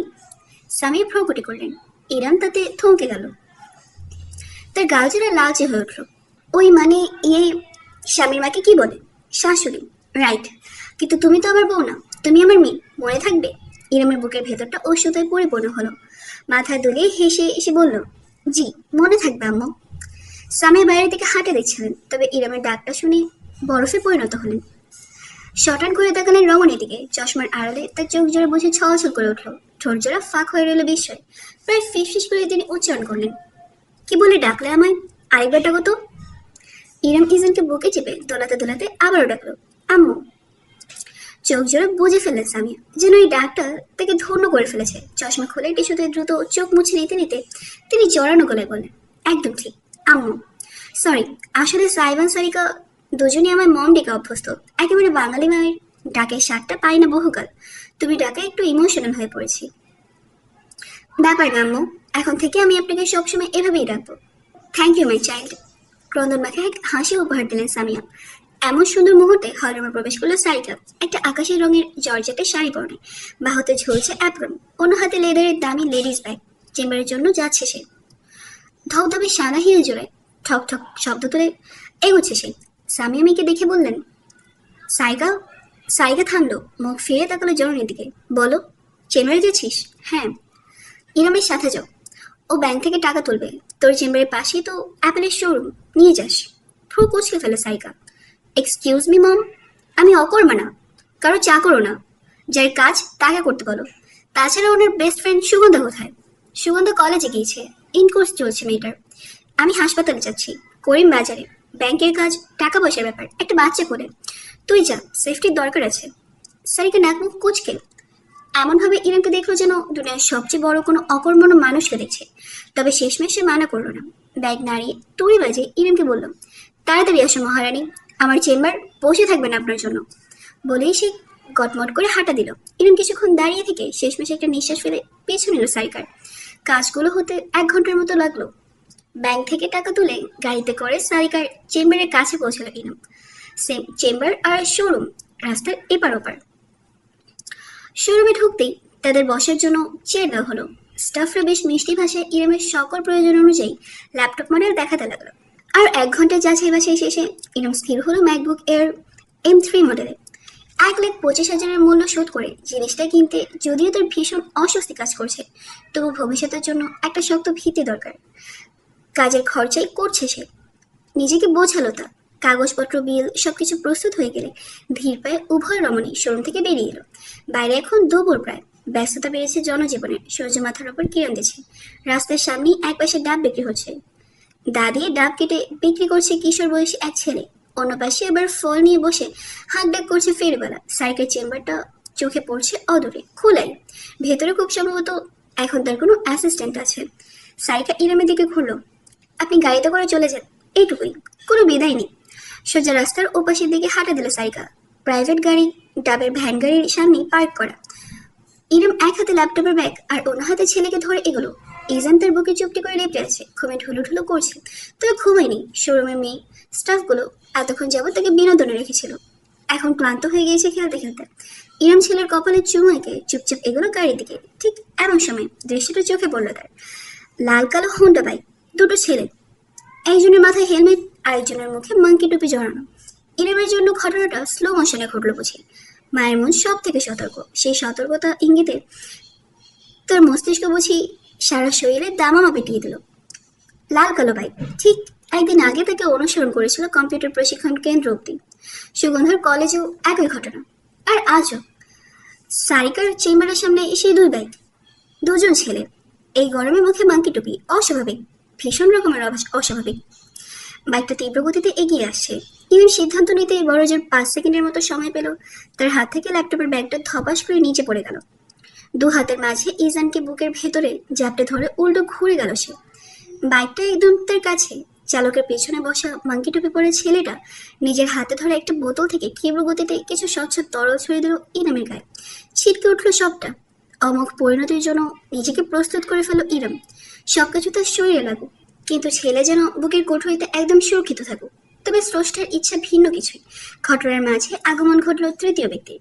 নারী মাত্রই বুঝি বিপদের আজ সবার আগে টের পায়। সারিকারও তেমনি। সে বেশি দূরে ছিল না। কিছু বুঝে ওঠার আগেই তার পা দুটো তাকে টেনে নিল ইরমের কাছে। হাতের সামনে কিছু না পেয়ে নিজের লেদারের ব্যাগটাই ছুঁড়ে দিল। বাইক থেকে ছুঁড়ে দেওয়া তরলের বেশিরভাগই লাগলো সারিকার ব্যাগে। বাকিটা ছিটকে গেল চারপাশে। কোথায় কোথায় গিয়ে ফুটে ফুটে পড়লো দেখাও গেল না। শুধু হতভম্ব চোখে উপস্থিত পথচারীরা দেখলো কিভাবে লেদারের ব্যাগটা গরম তেলে ছুঁড়ে দেওয়া মাছের মতো জ্বলে উঠলো। অ্যাসিড। সারিকা বুঝলো সবার আগে।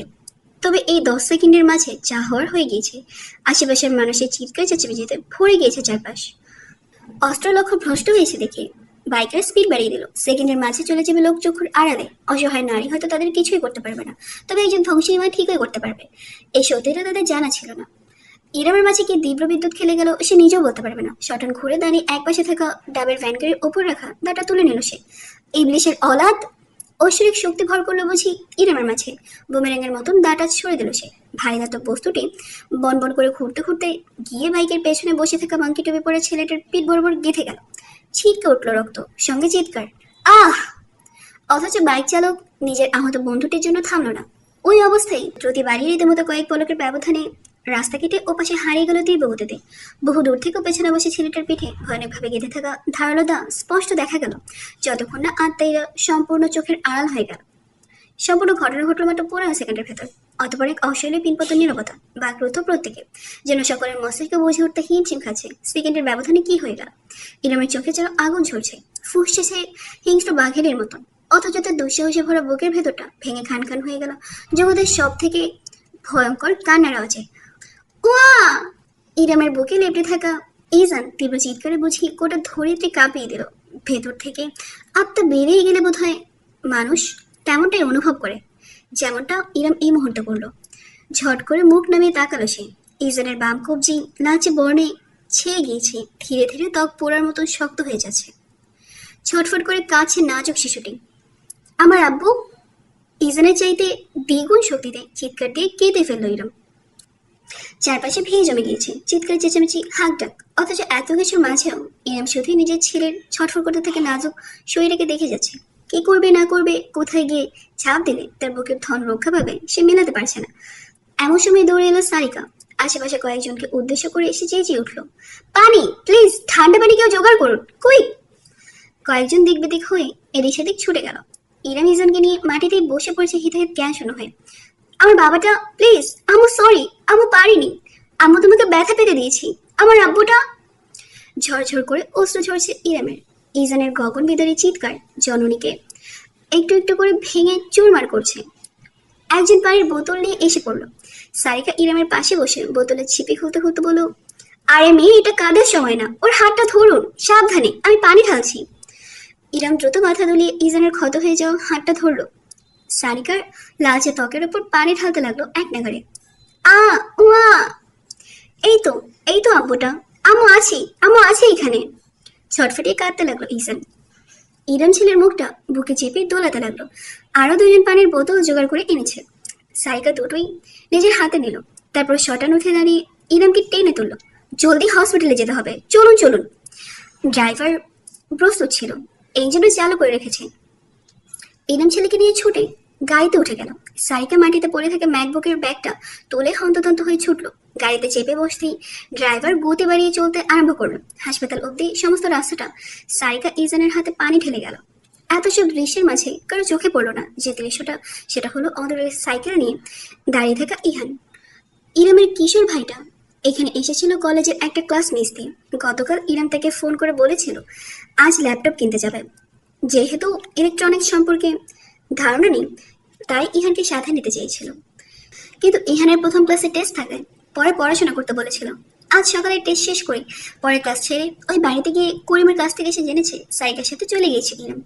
সেখান থেকে সে এসেছিল সোজা নিজের সাইকেল নিয়ে। সে যখন সাইকেল চালিয়ে রাস্তায় ঢুকেছে তখনই তাকে পাশ কেটে আত্মায় বাইকটা ছুটে গিয়েছে।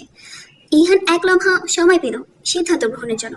তারপর যখন সে দেখলো সাইকেল সামনে নিচ্ছে সবটা, তখনই সে নিজের সাইকেল ঘুরিয়ে জোরসে প্যাডেল চালালো। পিছনে হলো বাইকটার। তার চোখ ক্রমশ রক্তবাহ হয়ে উঠলো। ইজানকে নিয়ে যাওয়া হলো সামিয়ার হসপিটালে। সাইকেল গাড়িতে থাকতেই ফোন করে জানিয়ে রেখেছিল। পৌঁছতেই সোজা বার্ন ইউনিটে নেওয়া হলো ইজানকে। ছেলের সঙ্গে সঙ্গে ছুটে গেল ইরাম। খবর পেয়ে সামিয়া ছুটে এলেন।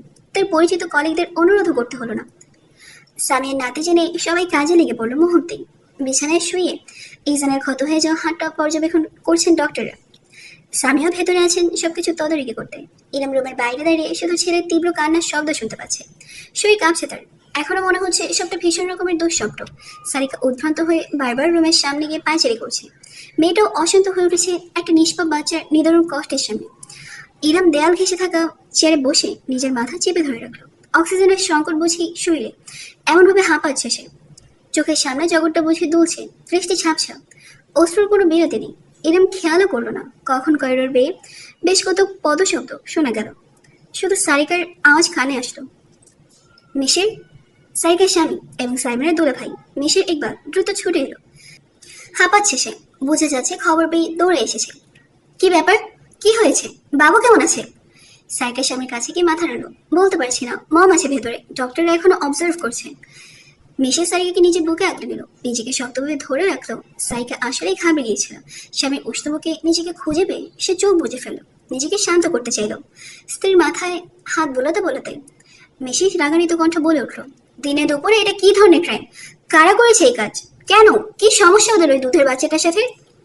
টার্গেট বোধ হয় ইরামা ছিল। কিছুটা ছিটকে গিয়ে ইজানের হাতে লেগেছে। কোন নিমুখারাম করবে এমন কাজ? আমি জানি।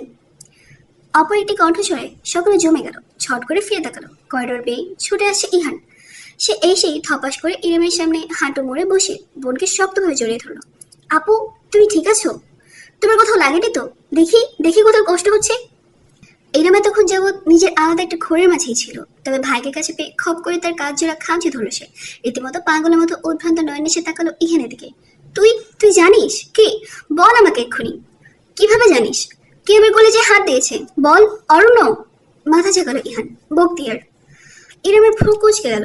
মিশের কাছে এসে দাঁড়ালো। শুধালো, বক্তিয়ারকে? এলাকার পার্টির ছাত্রনেতা। ইহান গড়গড় করে বয়ে গেল। আপু, তোমরা যখন হসপিটালে আসছিলে তখন আমি আমার সাইকেলে করে ওদের বাইকটাকে ফলো করেছিলাম। কাছে যেতে পারিনি, দূর থেকেই রেখেছি। যেখানে থেমেছে ওটা ওদের হাইড আউট। সবাই চেনে আপু, দুটো ছেলে বুক দিয়ে চালা। এরম থমকে গেল, চোখের পানিও বুঝি শুকিয়ে গেল তার। মিশিরের সারিকে একে অপরের দিকে তাকালো। মিশির বলে উঠলো, কিন্তু একটা পলিটিক্যালি ইনভলভ ছেলের ইনামের উপরে কিসের রাগ? আমার আপুর সঙ্গে কারো কোনো শত্রুতা থাকতেই পারে না। ওই বক্তিয়ারের বাচ্চা শালা একটা কুত্তা। দেখুন গিয়ে আপনাদের কারোর মধ্যে ঘাপলা আছে। আমার বোনের ওপর দিয়ে শোধ তুলে নিয়েছে। রীতিমতো গর্জে উঠল ইহান। তবে এর বেশি কিছু করা সম্ভব হলো না। একজন ডক্টর ভেতর থেকে উকি দিল, বাচ্চার মা কোথায়? একটু ভেতরে আসুন আপনি। এরম এক লাফে উঠে দাঁড়ালো। বাকি সব চিন্তাই তার মাথা থেকে বেরিয়ে গেল ওই মুহূর্তে, শুধু নিজের ছেলে ছাড়া। ভেতরে ইজান তখনও ফুপিয়ে ফুপিয়ে কাঁদছে। তার ছোট্ট শরীরটা বেডে রাখা হয়েছে, হাতে ক্যানোলা সংযুক্ত, স্যালাইন আর ঔষধ জাতীয় কিছু দেওয়া হয়েছে শরীরে। ক্ষতের ওপর বার্ন ক্রিমের প্রলেপ দেওয়া। ছোট্ট অস্তিত্বটিকে ঘিরে এত আয়োজন, এত যন্ত্রপাতির বহর। স্যালাইনের নল দেখে ইরাম আজ কতবারের মতো শেষ হলো নিজেও বলতে পারবে না। সামিয়া তার কাছে এগিয়ে গিয়ে আগলে নিতে চাইল নিজের মাঝে, অথচ ইরাম সামিয়ার সাহায্য গ্রহণ করলো না। তাকে ঠেলে বিছানার কাছে গিয়ে দাঁড়ালো। অস্বচ্ছ চোখে ঝুঁকে ছেলেটার মুখটা আলতো করে স্পর্শ করলো। খুব কষ্ট হচ্ছে তাই না আব্বু? ইরামের গলা সম্পূর্ণ ভেঙে গিয়েছে। ডক্টর জানালেন আল্লাহর অশেষ রহমত, সে মাইল্ড বার্ন হয়েছে। সাথে সাথে ক্ষতে পানি ঢালার কারণে মূল বিপদটা সেখানেই কেটে গিয়েছে। তবে বয়স অনেক কম আর বাচ্চার স্কিন অনেক সেন্সিটিভ, তাই আমরা 3 দিনের নিবিড় পর্যবেক্ষণে রাখবো আপাতত। ট্রিটমেন্ট চলমান থাকবে, অনুরোধ থাকবে ধৈর্য ধরে। এরম জবাব দেওয়ার মতন কোনো অবস্থাই নেই। সামিয়া নিজের ভেজা চোখ মুছে বললেন, থ্যাঙ্কস ডক্টর। আশেপাশে কোনো দৃশ্যই আর আগ্রহ নেই ইনামের। সে বিছানায় বসে সাবধানে ইজানের ছড়িটা বুকে তুলে নিল। নার্স তাকে সাহায্য করলো যেন ক্যানুলা ডিস্টার্ব না হয়। কাঁদতে কাঁদতে হাঁপিয়ে গেছে ইজান। শরীরটা ইনামের বুকে কাদামাটির মতন দুর্বল হয়ে পড়ে থাকলো। ছেলের দিকে ঝুঁকে তার গায়ের সুবাস জোরপূর্বক গ্রহণ করতে করতে ইনামের মস্তিষ্ক সচল হয়ে উঠলো একটু একটু করে। তাই ছেলেকে যে বা যারা কষ্ট দিয়েছে তাদের কোনোদিন সে ক্ষমা করবে না, নিজের আপন মানুষ হলেও না। বিমানবন্দরের বাইরে পা রাখতেই দূরে অনুরাগের বাইকটা চোখে পড়লো সাইবানের। মানুষের ভিড় ঠেলে লম্বা পা ফেলে ছুট লাগালো সে। সাথে করে ওয়ালেট, ঘড়ি আর ফোন ছাড়া কিছুই আনেনি সে। ব্যাগও না। খবর পেয়েছে সে সারিকার একটা টেক্সট মেসেজ থেকে। পরে সামিয়া কল করেছিল। ওই অবস্থায় ইমার্জেন্সি ফ্লাইট টিকিট বুক করে সে সিলেট থেকে সোজা ঢাকা এসেছে। এখন সময়টা পর্যন্ত বিকেলে গিয়ে ঠেকেছে। অনুরাগ নিজের বাইক নিয়ে সাইবানের জন্য অপেক্ষা করছিল। অদূর থেকে বন্ধুকে দৌড়ে আসতে দেখে এবার সে সোজা হয়ে দাঁড়ালো। সাইবান কাছে আসতে বোঝা গেল ভীষণ রকমের চিন্তিত আর ক্রোধান্বিত সে। না চাইতেও বেশ ছাঁচ দিয়ে সাইবান জিজ্ঞেস করলো, আমার বাচ্চা কেমন আছে? অনুরাগ যদিও উত্তরটার প্রস্তুত করেই এসেছিল, তবে সাইবানের সরাসরি জিজ্ঞেস করে কিছুটা হতবাক হলো সে। তার বাচ্চা? এর আগে কখনো ইজানকে এতটা গভীরভাবে সাইবান সম্বোধন করেনি। তবে আপাতত সেসব বিশ্লেষণ না করে অনুরাগ বলল, মাইল্ড বার্ন, অবজারভেশনে আছে। অনুরাগ কথাটা কোনো মতে শেষ করেছে কি করেনি, সাইবান হঠাৎ খপ করে তার থুতনি চেপে ধরলো। অত্যন্ত আগ্রাসী ভঙ্গিতে অনুরাগকে ঠেলে বাইকের ওপর ঠেসে ধরলো। হতবাক বন্ধু তার মাঝে যেন রীতিমতো অশরীর ভর করতে দেখলো। সাইবানের উজ্জ্বল হলুদে চেহারায় তীব্র লালচে ভাব, ভ্রজরা একজোট হয়েছে ভীষণ কুঞ্জনে, পিয়ার্সিং কাঁপতে দেখা যাচ্ছে ভীষণভাবে। দাঁত কিরমির করে সাইবান রীতিমতো হুঙ্কার দিয়ে উঠলো, কোথায় ছিলিস তোরা? কোথায় ছিলিস তোরা বেইমানের দল? অনুরাগ ব্যথা পাচ্ছে। সাইবানের হাতটা সে খামচে ধরলো। কুল ডাউন সাইবান, তোর মাথা ঠিক নেই। অনুরাগকে দ্বিগুণ শক্তিতে ছেলেটা ধরে হিংস্র প্রসর ভঙ্গিতে ভারী গলায় সাইবান ঘোষণা করলো, আমার প্রাণটায় হাত দিয়েছে ওরা, আল্লাহর কসম অনুরাগ, একটা একটাকে ধরে মাটিতে জ্যান্ত পুঁতে ফেলবো আমি। যেমন হুট করে ধরেছিল তেমন হুট করেই অনুরাগকে ছেড়েও দিল সাইবান। তারপরে বন্ধুর অপেক্ষা না করে নিজেই বাইকের চালকের আসনে চেপে বসলো। নিজের চোয়াল চাপতে চাপতে অনুরাগ মহা বিস্ময় নিয়ে তাকে দেখলো, যেন চিরকালের চেনা বন্ধু স্থানে কোনো পিচাস জায়গা করে নিয়েছে। এই পিচাসকে ভীষণ রকম অচেনা ঠেকলো তার কাছে। তবে অনুরাগ বেশি বাহানা করলো না, সাইমনকে বাইক চালাতে দিল, নিজের পেছনের সিটে উঠে বসলো। কিছুক্ষণ বাদেই টের পেল কত বড় ভুল সিদ্ধান্ত ছিল সেটি। রাস্তা দিয়ে বাইক নয়, রীতিমতো প্লেন ছুটে নিল সাইমন। এতটা তীব্র গতি যায় শ্বাস নেওয়া কষ্টকর হয়ে দাঁড়ালো। রাজধানীর গাড়ির বহরের মাঝে এত বিপজ্জনক সব বাঘ কেটে গেল সাইমন, যেন রেসিং ট্রাকে রেস করতে নেমেছে সে। অনুরাগ পিছন থেকে আঁকড়ে ধরে রাখলো বন্ধুকে। হাসপাতালে পৌঁছানোর আগে আমাদের ওপরওয়ালার কাছে পাঠানোর ব্যবস্থা করছিস শালা? না পারতে চিৎকার করে উঠল অনুরাগ। সাইমনের তরফ থেকে জবাব এলো না। বাইকের সামনে ঝুঁকে উল্টো গতি বাড়ালো সে। ছাড়িয়ে গেল ঘন্টায় 85 কিলোমিটার। অনুরাগ চোখ বুঝে সৃষ্টিকর্তার নাম জপতে জপতে ভাবলো, ট্রাফিক পুলিশ সব জায়গায় থাকলে রাস্তার মোড়ে মোড়ে ধরে সাইবানের জরিমানা করা হতো আজ। শেষমেশ প্রায় 35 মিনিটের জীবন মৃত্যুর সন্ধিক্ষণে বুঝি জমকে দেখতে দেখতে হাসপাতালে পৌঁছাতে সক্ষম হলো অনুরাগ। সাইবানের কোনো ভ্রুক্ষেপ নেই, হেলমেটটা খুলে হাওয়া ছুড়ে দিয়ে দৌড়ে গেল ভেতরে। অনুরাগ সেটা পাকড়াও করে বাইকে রেখে কিছুক্ষণ সেখানেই দাঁড়িয়ে নিজেকে স্থির করলো। বুক এখনো থরফর করছে তার, যেন সামনেই দাঁড়িয়েছে জমদূত। নিজের কপালে জমা খাম শার্টের হাতে মুছতে মুছতে মুরগির মতো ছটফট করতে থাকা অন্তরকে একটু শান্ত করে সে শেষমেশ ছুটে গেল ভেতরে। হাসপাতালের পরিবেশ এখন অনেকটাই শান্ত। করিডোরে পা রাখতে ওয়েটিং জোনে নিজের বোন সারিকা আর দুলাভাই মিশিকে অপেক্ষারত দেখতে পেল সাইমন। ফাইনালি! সারিকা লাফিয়ে উঠল, অথচ তার প্রতি বিশেষ মনোযোগ না দিয়ে সাইমন শুধালো, কোন রুম? হাত তুলে সারিকা দেখিয়ে দিল। সাইমনের মুখটা কেমন থমথমে, তাই সে বেশি কথা বাড়েনি। সাইমন সোজা হাঁটা দিল। পেছনে সকলে তাকে অনুসরণ করলো নীরবে। একটা প্রাইভেট কেবিনে দেওয়া হয়েছে ইজানকে। বাইরে পৌঁছাতেই কেবিনের স্বচ্ছ কাচের দেয়ালের ভেতরের দৃশ্য স্পষ্টত চোখে পড়ল সাইমনের। বিশাল বিছানায় শুয়ে আছে নাজুক শিশুটি, হাতে ব্যান্ডেজ, ক্যানোলা। পরন্ত বিকালের হলুদভাব রশ্মি তার শান্ত মুখটায় পড়ছে। গভীর ঘুমে আচ্ছন্ন সে। সাইমনের দৃষ্টি আটকালো ইজানের হাতের ওপর। ওই নল, স্যালাইন, ব্যান্ডেজের বহর দেখে ক্রমশ শক্ত হয়ে উঠল তার দু হাতের মুঠো। এত জোরে পাকালো যে নখ গেঁথে গেল হাতের চামড়ায়। জীবনে প্রথমবারের মতো এক ভয়ানক অনুভূতি অনুভব করল সাইমন, এক অসহায় বাবার অনুভূতি। অন্তর তাই চিৎকার করে প্রতিবাদ জানাচ্ছে। ইচ্ছে হচ্ছে ছুটে গিয়ে কোনো কিছুর পরোয়া না করে ওই নাজুক শরীরটাকে নিজের বুকে চেপে ধরতে, জগতের সকল কষ্টের কাছ থেকে আড়াল করে ফেলতে। কষ্ট আসুক, যন্ত্রণা হোক, কিন্তু সব তার নিজের হোক, তার বাচ্চার কেন? নিজের ভাবনায় নিজেই খেয়ে হারালো সাইমন। কবে থেকে ওই পোটলা তার এত আপন হয়ে গেল? যদি আজ হাসপাতালে বিছানা ওই ছোট্ট শরীরটাকে না দেখতো, তবে সাইমন কি এত টের পেত? কেবিনের দরজাটা নিঃশব্দে খুলল। ভেতর থেকে বেরিয়ে এলো ইরম। সাইমন তৎক্ষণাৎ চোখ ফিরিয়ে নিল। তার সবটুকু রাগ ঝাঁঝ ক্ষণিকের জন্য মিয়ে গেল। অশান্ত চোখ জোড়া অর্ধাঙ্গিনীকে পর্যবেক্ষণ করলো আপাদমস্তক। যখন নিশ্চিত হলো বাহ্যিক কোনো ক্ষতি হয়নি, শুধুমাত্র তখনই সাইমন একটু স্বস্তির নিঃশ্বাস ফেলল। পায়ে পায়ে এগিয়ে গেল সে ইরামের কাছে, যে এই মুহূর্তে অতি শান্তভাবে দাঁড়িয়ে আছে তার সামনে। বিষয়টা বেমানান। ইরামের চোখ জোড়া কেমন যেন ফাঁপা। সাইমনের বুক কাঁপল ভীষণ। কেন তা সে নিজেও বলতে পারবে না। মাই প্রেশিয়াস! রীতিমতো ফিস ফিস করে উচ্চারণ করলো সাইমন। একটা কাপা কাপা হাত বাড়িয়ে দিল। ঠিক তখনই ঠাস! ইরামের ডান হাতটা সজোরে চড় দিল সাইমনের গালে। মাথাটা হেলে গেল তার এক পাশে, ঝুলে পড়লো রীতিমতো। সাইমন শ্বাস নাও ভুলে গেল। দু হাত মুঠো পাকিয়ে গেল দুপাশে। অত্যন্ত ধীর মাথা কাত করে অবিশ্বাস মাখা জলজলের দৃষ্টিতে সে দেখলো ইরামকে। রমণীর পাথরের চোখ আর শুকনো নেই, ঝরঝর করে অস্ত্র চড়ছে। ইরাম দু হাত ছেড়ে কেঁদে উঠল। আর কতটা কেয়ারলেস হলে তুমি বুঝতে পারবে মানুষের জীবনের মূল্য কতটুকু? I hate you so much Aladdin! Simon হন্তদন্ত হয়ে কাঠের সিঁড়ি বেয়ে উপরে উঠছে। পুরাতন ম্যারমেরে কাঠগুলো অস্বাভাবিক শব্দ করছে, তবে আজ থামার কোনো বালাই নেই। আজ সে থেমে গেলে হয়তো জীবনটাই থমকে যাবে। মুন্সি বাড়িতে ইরামের ঘরটা 2 তলায়।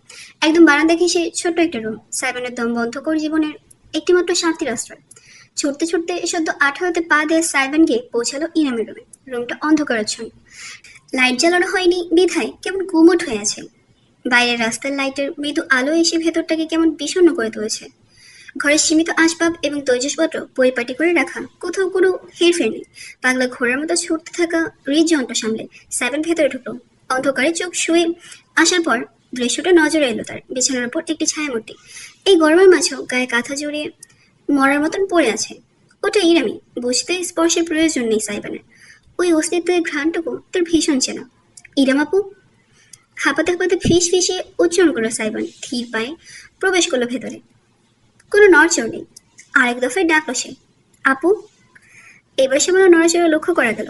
ইরাম উঠল না, শুধু গায়ের কাঁথাটা আরেকটু উপরে টেনে তুলল। মৃদু গলায় উত্তর করলো, তুমি কাল এসো আলাদিন। আপু একটু রেস্ট নিচ্ছি।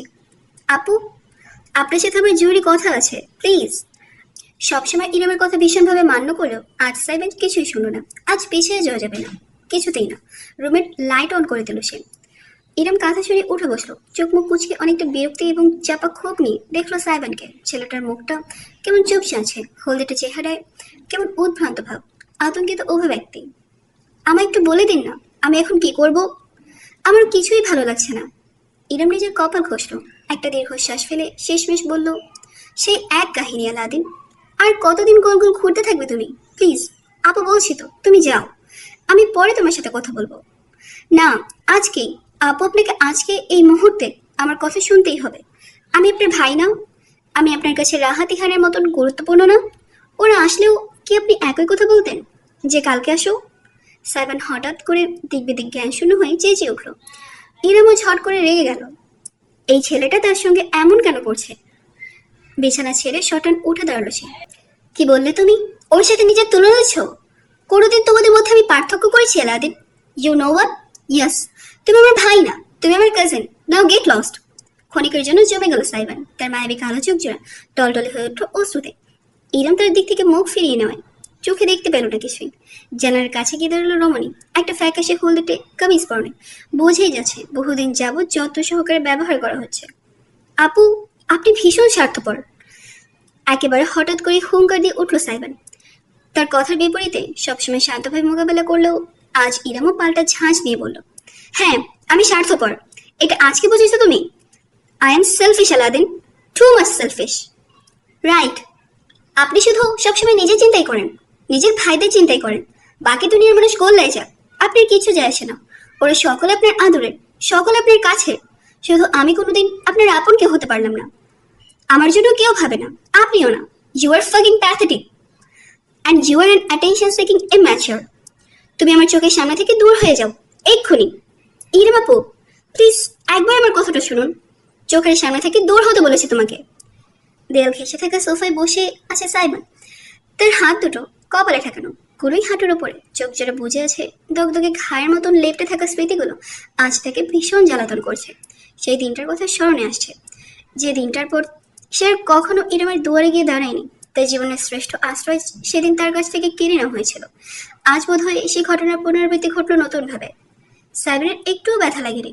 শারীরিক যন্ত্রণা বলতে কিছু তার অনুভব হয়নি, শুধু অন্তরটা ছিন্ন বিচ্ছিন্ন হয়ে গিয়েছে। জগতের সব থেকে অসহায় হওয়ার অনুভূতিটা ধীরে ধীরে ফিরে আসছে। অতীতের বেরি বুঝি নতুন করে তাকে আষ্টে পৃষ্ঠে ধরতে চাইছে। ঠিক এমন সময় নিজের কাঁধে একটা চিরচেনা স্পর্শ অনুভব করলো সাইবান। সে একজন নড়ল না, অথচ মমতাময়ী বাহু জোড়া তাকে টেনে নিজের বুকে ঠেকালো। অবশেষে হাল ছাড়লো সাইবান। একটা কাপা কাপা নিঃশ্বাস ফেলে জননীকে আঁকড়ে ধরলো শক্তভাবে। কোনো কথা বলল না, শুধু সামিয়ার কাঁধে মাথা রেখে চুপটি করে বসে রইল। সামিয়া ছেলের পিঠে মাথায় আদরের হাত বুলিয়ে দিলেন, নিজের অস্তিত্ব দিয়ে শান্ত করতে চাইলেন। সাইবানের মাথার চুলে আঙুল বুলিয়ে দিয়ে নরম গলায় বললেন, কিছু মনে করিস না মাইচান, ইনামের আসলে মাথা ঠিক নেই। কোনো মা কি পারে নিজের সন্তানকে কষ্ট দেখতে? মেয়েটা ভীষণ মানসিক চাপে আছে। তুই রাগ করিস না, তোর সঙ্গে এমন কিছু হতে দেখলে আমি আর সইতে পারবো না। ইচ্ছে হবে কিছু একটা ধ্বংস করে ফেলি। সেখানে ইজান তো মাত্র 4 মাসের নাজুক বাচ্চা। মম, কথা বলো না প্লিজ, আমাকে একটু চুপটি করে তোমার বুকে মিশে থাকতে দাও। ফিসফিস করে বলল সাইবান। সামিয়া তৎক্ষণাৎ চুপ করে গেলেন। ছেলেকে আরো শক্তভাবে নিজের মাঝে আগলে নিলেন। সাইবান সামিয়ার কাঁধে মাথা গুজে চোখ বুজে চুপটি করে বসে থাকলো। শুধু হাসপাতালের কেবিনের মেডিকেল যন্ত্রের মৃদু গুঞ্জনে নীরবতার মাঝে অল্প বিস্তর ছেদ পড়ল। জায়গাটা ইজানের প্রাইভেট কেবিন। বিছানায় শুয়ে আছে ছোট্ট শিশুটি। স্যালাইন বন্ধ করা হয়েছে আপাতত, পরে আবার দেওয়া হবে। সময়টা এখন রাত। স্বামী অনেক জোরাজুরি এবং রীতিমতো যুদ্ধ করে সাইগার সাথে ইরামকে বাড়ি পাঠিয়েছেন 2 ঘন্টার জন্য। ফ্রেশ হয়ে পোশাক বদলে খাওয়া দাওয়া করে আবার চলে আসবে। কিন্তু স্বামী জানেন ইরাম 2 দণ্ড শান্তিতে বাড়িতে থাকবে না, হয়তো এর মধ্যেই আবার ফিরে আসছে। কে বলতে পারে কত সময় পেরিয়েছে। বর্তমানে তিনি এবং সাইবান বসে আছেন কেবিনের সোফায়। নীরবতা ভেঙে সাইবান হঠাৎ বলে উঠল, সবকিছু আমার দোষ, তাই না মম? স্বামী জমে গেলেন। ছেলের মাথা শক্ত করে আঁকড়ে ধরে বললেন, কে বলেছে তোকে? কেউ বলেনি, আমি জানি। ভুল জানিস তুই। স্বামী আরো কিছু বলতে যাচ্ছিলেন, তবে পারলেন না। মৃদু ফুপিয়ে ওঠার শব্দ প্রতিধ্বনিত হলো কেবিন জুড়ে। বিছানার ওপর ইজানের ছোট্ট শরীরটা নড়চড়ে হচ্ছে। চোখ মুখ কুচকে কান্নার সূত্রপাত ঘটিয়েছে। ব্যান্ডেজ করা হাত তুলে নাচে ভীষণভাবে। সাইবান মায়ের আলিঙ্গন থেকে নিজেকে ছাড়িয়ে তৎক্ষণাৎ উঠে গেল। বিছানার কাছে গিয়ে ঝুঁকলো। নিষ্পাপ শিশুটির ছটফটানি লক্ষ্য করে তার বুকে সুনামি বয়ে গেল। হাতটার দিকে যতবার চৌচাছে ততবার অপরাধ বোধে তার ভেতরটা মোচড় দিয়ে উঠছে। একটা আঙুল তুলে সে ইজানের গাল ছুঁয়ে দিল। নরম গলায় বলতে গেলে গলা কাঁপলো তার। হেই পুটলা, missed your partner in crime. স্বভাবস্বরূপ উৎফুল্ল কণ্ঠে বলার চেষ্টা করলো। কেমন যেন বিষণ্ণ শোনালো সবটা। ঠোঁট চেপে ফেলো সাইবান। ইজানের মাঝে কোনো ভ্রুক্ষেপ নেই আজ।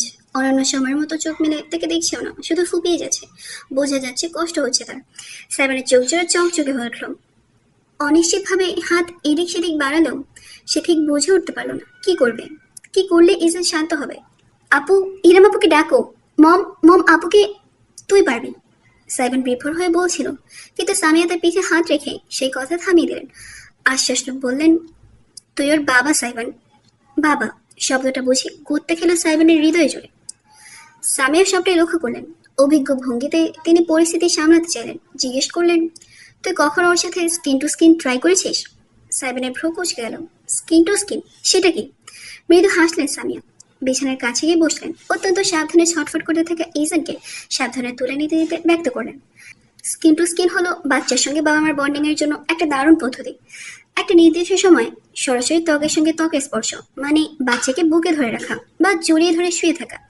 এতে বাচ্চার বডি টেম্পারেচার ঠিক থাকে। পাশাপাশি ওরা যেহেতু সেন্সিটিভ হয়, স্কিন কন্ট্যাক্ট হলে ওরা সহজে মানুষ চিনতে পারে, বিশেষ করে বাবা মাকে। তোকে আমি শিখিয়ে দিচ্ছি, চেষ্টা কর। সাইমন সামির কথা অনুযায়ী কাজ করলো। ধীরে ধীরে নিজের পরনের শার্টের বোতামগুলো খুলে বুক উন্মুক্ত করে নিল। সোফায় হেলান দিয়ে বসলেন সে। সামিয়া ইজনকে সাবধানে ধরে সরাসরি তার বুকের ওপর রাখলেন। সাইবানের উষ্ণ ত্বকের ছোঁয়া পেতেই ইজনের ফোপানো ক্রমশ মিয়ে এলো। তার বুকের ওপর হাত পা ছড়িয়ে এলিয়ে রইল নিশ্চুপ হয়ে। সাইবান ভীষণ রকম অবাক হলো। এতটা সহজ ছিল এই ছেলেকে শান্ত করা, বিশ্বাস হতে চাইল না তার। একটা হাত তুলে অতি সন্তর্পণে সে রাখলো ইজনের পিঠের ওপর।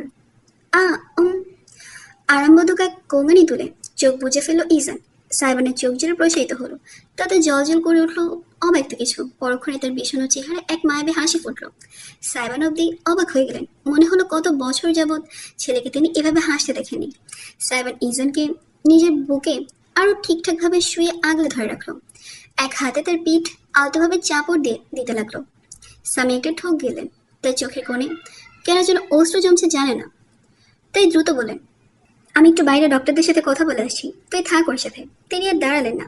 কেবিনের দরজা খুলে বেরিয়ে গেলেন। সামিয়া চলে যেতেই গোটা কেবিনে শুধু সাইবান আর ইজান রয়ে গেল। সোফা থেকে নিঃশব্দে উঠে দাঁড়ালো এবার সাইবান। তার বুকে লেপটে থাকা ছোট্ট মানুষটিকে জগতের সব থেকে মূল্যবান কিছু মনে হচ্ছে তার। একটু এদিক সেদিক হলেও বুঝি কাদামাটির ইমারতের মতো ভেঙে পড়বে সবকিছু। ইজান গভীর শ্বাস টানছে। ঝুঁকে সাইবান গুনেও দেখলো, সাধারণ প্রাপ্তবয়স্ক মানুষের চাইতে অনেক বেশিবার নিঃশ্বাস প্রশ্বাস নেয় ছোট বাচ্চারা। চোখ দুটো আর বোঝে নেই ইজান। চুপটি করে পিতার বুক ঘেঁষে বুঝি সে তার হৃদযন্ত্রের স্পন্দন করছে। সাইবার অজান্তেই ইজানকে দোলাতে লাগলো। আমার পোটলা কই? ইজান সঙ্গে সঙ্গে সাইবানের বুকে হাত ঠুকে প্রতিবাদ জানানো, ডাকটা চিনে গিয়েছে নাকি। মুচকি হাসলো সাইবান, কিন্তু যখন ব্যান্ডেজ জড়ানো হাতটা দেখলো তখন আলতো করে আঙুলের ডগায় সেটা তুলে নিল। ঝুঁকে এসে সেই হাতের ওপর নিজের ঠোঁট ছুঁয়ে দিল সে। ফিস ফিস করে বলল, বাবা খুব সরি। আ আ হুম, পুটলার জন্য বাবার এত কষ্ট কেন হচ্ছে বলতো? সুস্থ হয়ে যাওয়া যায় না তাড়াতাড়ি? ইজানের কপালে নিজের কপাল থেকে চোখ বুজে রইল সাইবান। জানালা গলে আসে শীতল বাতাস ছুঁয়ে গেল উভয়কে। ছেলেকে বুকে আগলে রেখে সাইবান ধীরে বিছানার উপর আছড়ে হয়ে বসলো। বুকের ওপর শুয়ে থাকা ইজানের পিঠ চাপড়ে দিতে দিতে একদম অস্বাভাবিকভাবেই আলতো আছে সরাসরি এসে গেয়ে উঠল। আঙুলে আঙুল ছুঁয়ে শেখালে তুমি জীবনের পথ চলা, নিজে না খেয়ে তুমি খাওয়ালে, শেখালে কথা বলা। ইজানের চোখগুলো খুবই ঠুলো ঠুলো হয়ে এলো। ছোট্ট একটা হাই তুলে সে লেপটে গেল সাইবানের বুকে। সমস্ত কেবিন জুড়ে মৃদু কণ্ঠের গুঞ্জরণ খেলে চলল ঐন্দ্রজালিক মায়ের মতন। বাবা তুমি আমার যত খুশির কারণ, বলো তোমার মতো করবে কি শাসন। সাইবার নরম গলায় গেয়ে গেল, যতক্ষণ না ইজানের ছোট্ট শরীরটা তার বুকে সম্পূর্ণরূপে শিথিল হয়ে ঘুমের জগতে পাড়ি দিল। কেবিনের বাইরে থেকে সমস্ত দৃশ্যটা চোখ মেলে নিঃশব্দে দেখে গেল ইরম। রাত ক্রমশ গভীর হলো। ইজান ঘুমে আচ্ছন্ন। ইরম ছেলের পাশেই শুয়েছে, চুপটি করে চেয়ে আছে জানালা দিয়ে বাইরের তারা ভরা আকাশের দিকে। সাইবার নিশ্চয় বসে আছে সোফায়, কেউ কারোর সাথে একটা কথাও বলছে না। কিছুক্ষণ আগে বাসায় ফিরে গিয়েছে সামিয়া। এখন ছেলের সাথে আছে শুধু ইরম এবং সাইবার। কতক্ষণ কারো নীরবতায় কাটলো কেউ বলতে পারবে না। অবশেষে মুখ খুলল সাইবার। অভিমান করেছেন? ইরমের তরফ থেকে জবাব এলো না। আগের মতোই চুপটি করে শুয়ে আছে, তার পিঠ সাইবানের দিকে। দরকার হলে আরও একটা চড় মারুন, তবু আমার সঙ্গে কথা বলুন প্লিজ। সাইবার নীরব আর্জি জানালো বুঝি। ইরম এবার আর শুয়ে থাকতে পারলো না। বিছানায় উঠে বসে পা ঝুলিয়ে থাকলো সামনের দিকে।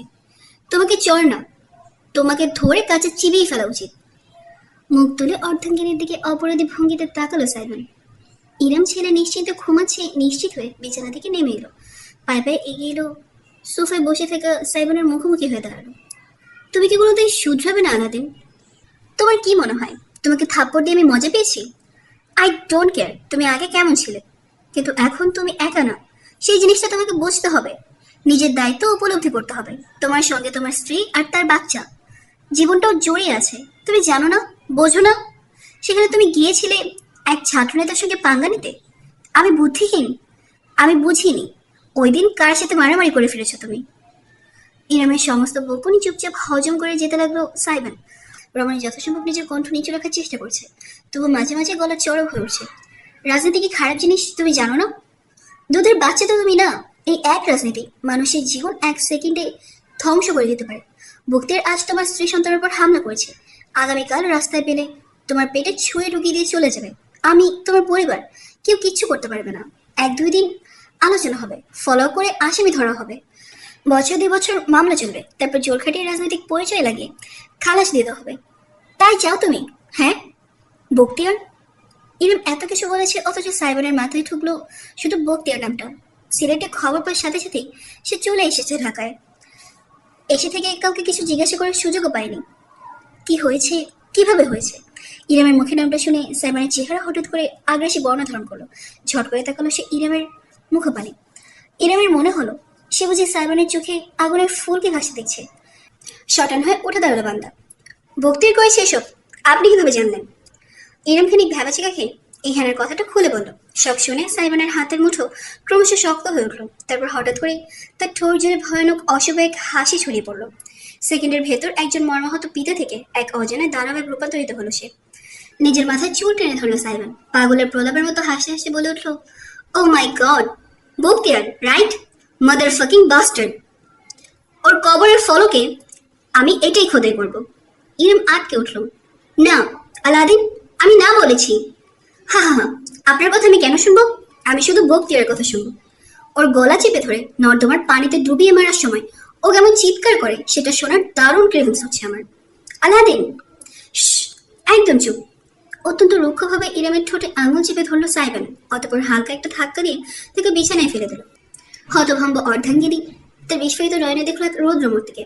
সাইমন ঝুঁকে এসে ইরামের দুপাশে 2 হাত রেখে খড়খড়ে গলায় বলল, দুনিয়া ছিলেন দুনিয়া, আপনার আমার দুনিয়া, আর আমার দুনিয়ায় যারা হাত দেবে তাদের আল্লাহর দুনিয়া থেকে সমলে উপড়ে ফেলে দেবো আমি।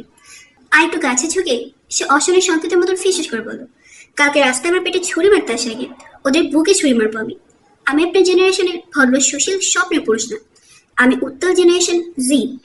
I do violence, I eat violence, I read violence and I live for violence. আর এক মুহূর্ত দাঁড়ালো না সাইমন, হনহন করে হেঁটে বেরিয়ে গেল কেবিনের বাইরে। পিছনে বিছানায় পড়ে থাকা হতবৃদ্ধ ইরাম নিজের বুক চেপে ধরল। তীব্র ক্রোধ এবং হতাশায় সমস্ত মুখ লাল হয়ে উঠল তার। কেবিনের বাইরে বেরিয়ে লম্বা পা ফেলে হাঁটতে হাঁটতে নিজের পকেট থেকে ফোন বের করে ডায়াল করলো সাইবার। ওপাশ থেকে রিসিভ হতেই গুরুগম্ভীর গলায় আদেশ ছুঁয়ে দিল, সবাইকে খবর দে অনুরাগ, নম্রটাকে রাতের আকাশে সূর্য দেখাবো আমি। এলাকায় হয় পঙ্গু শরীর থাকবে ওর, না হলে কবর। রাজনীতির আব্বাকে চেনেও, আজকে বোঝাবো ওই আব্বার চেহারা দেখতে আমার মতন।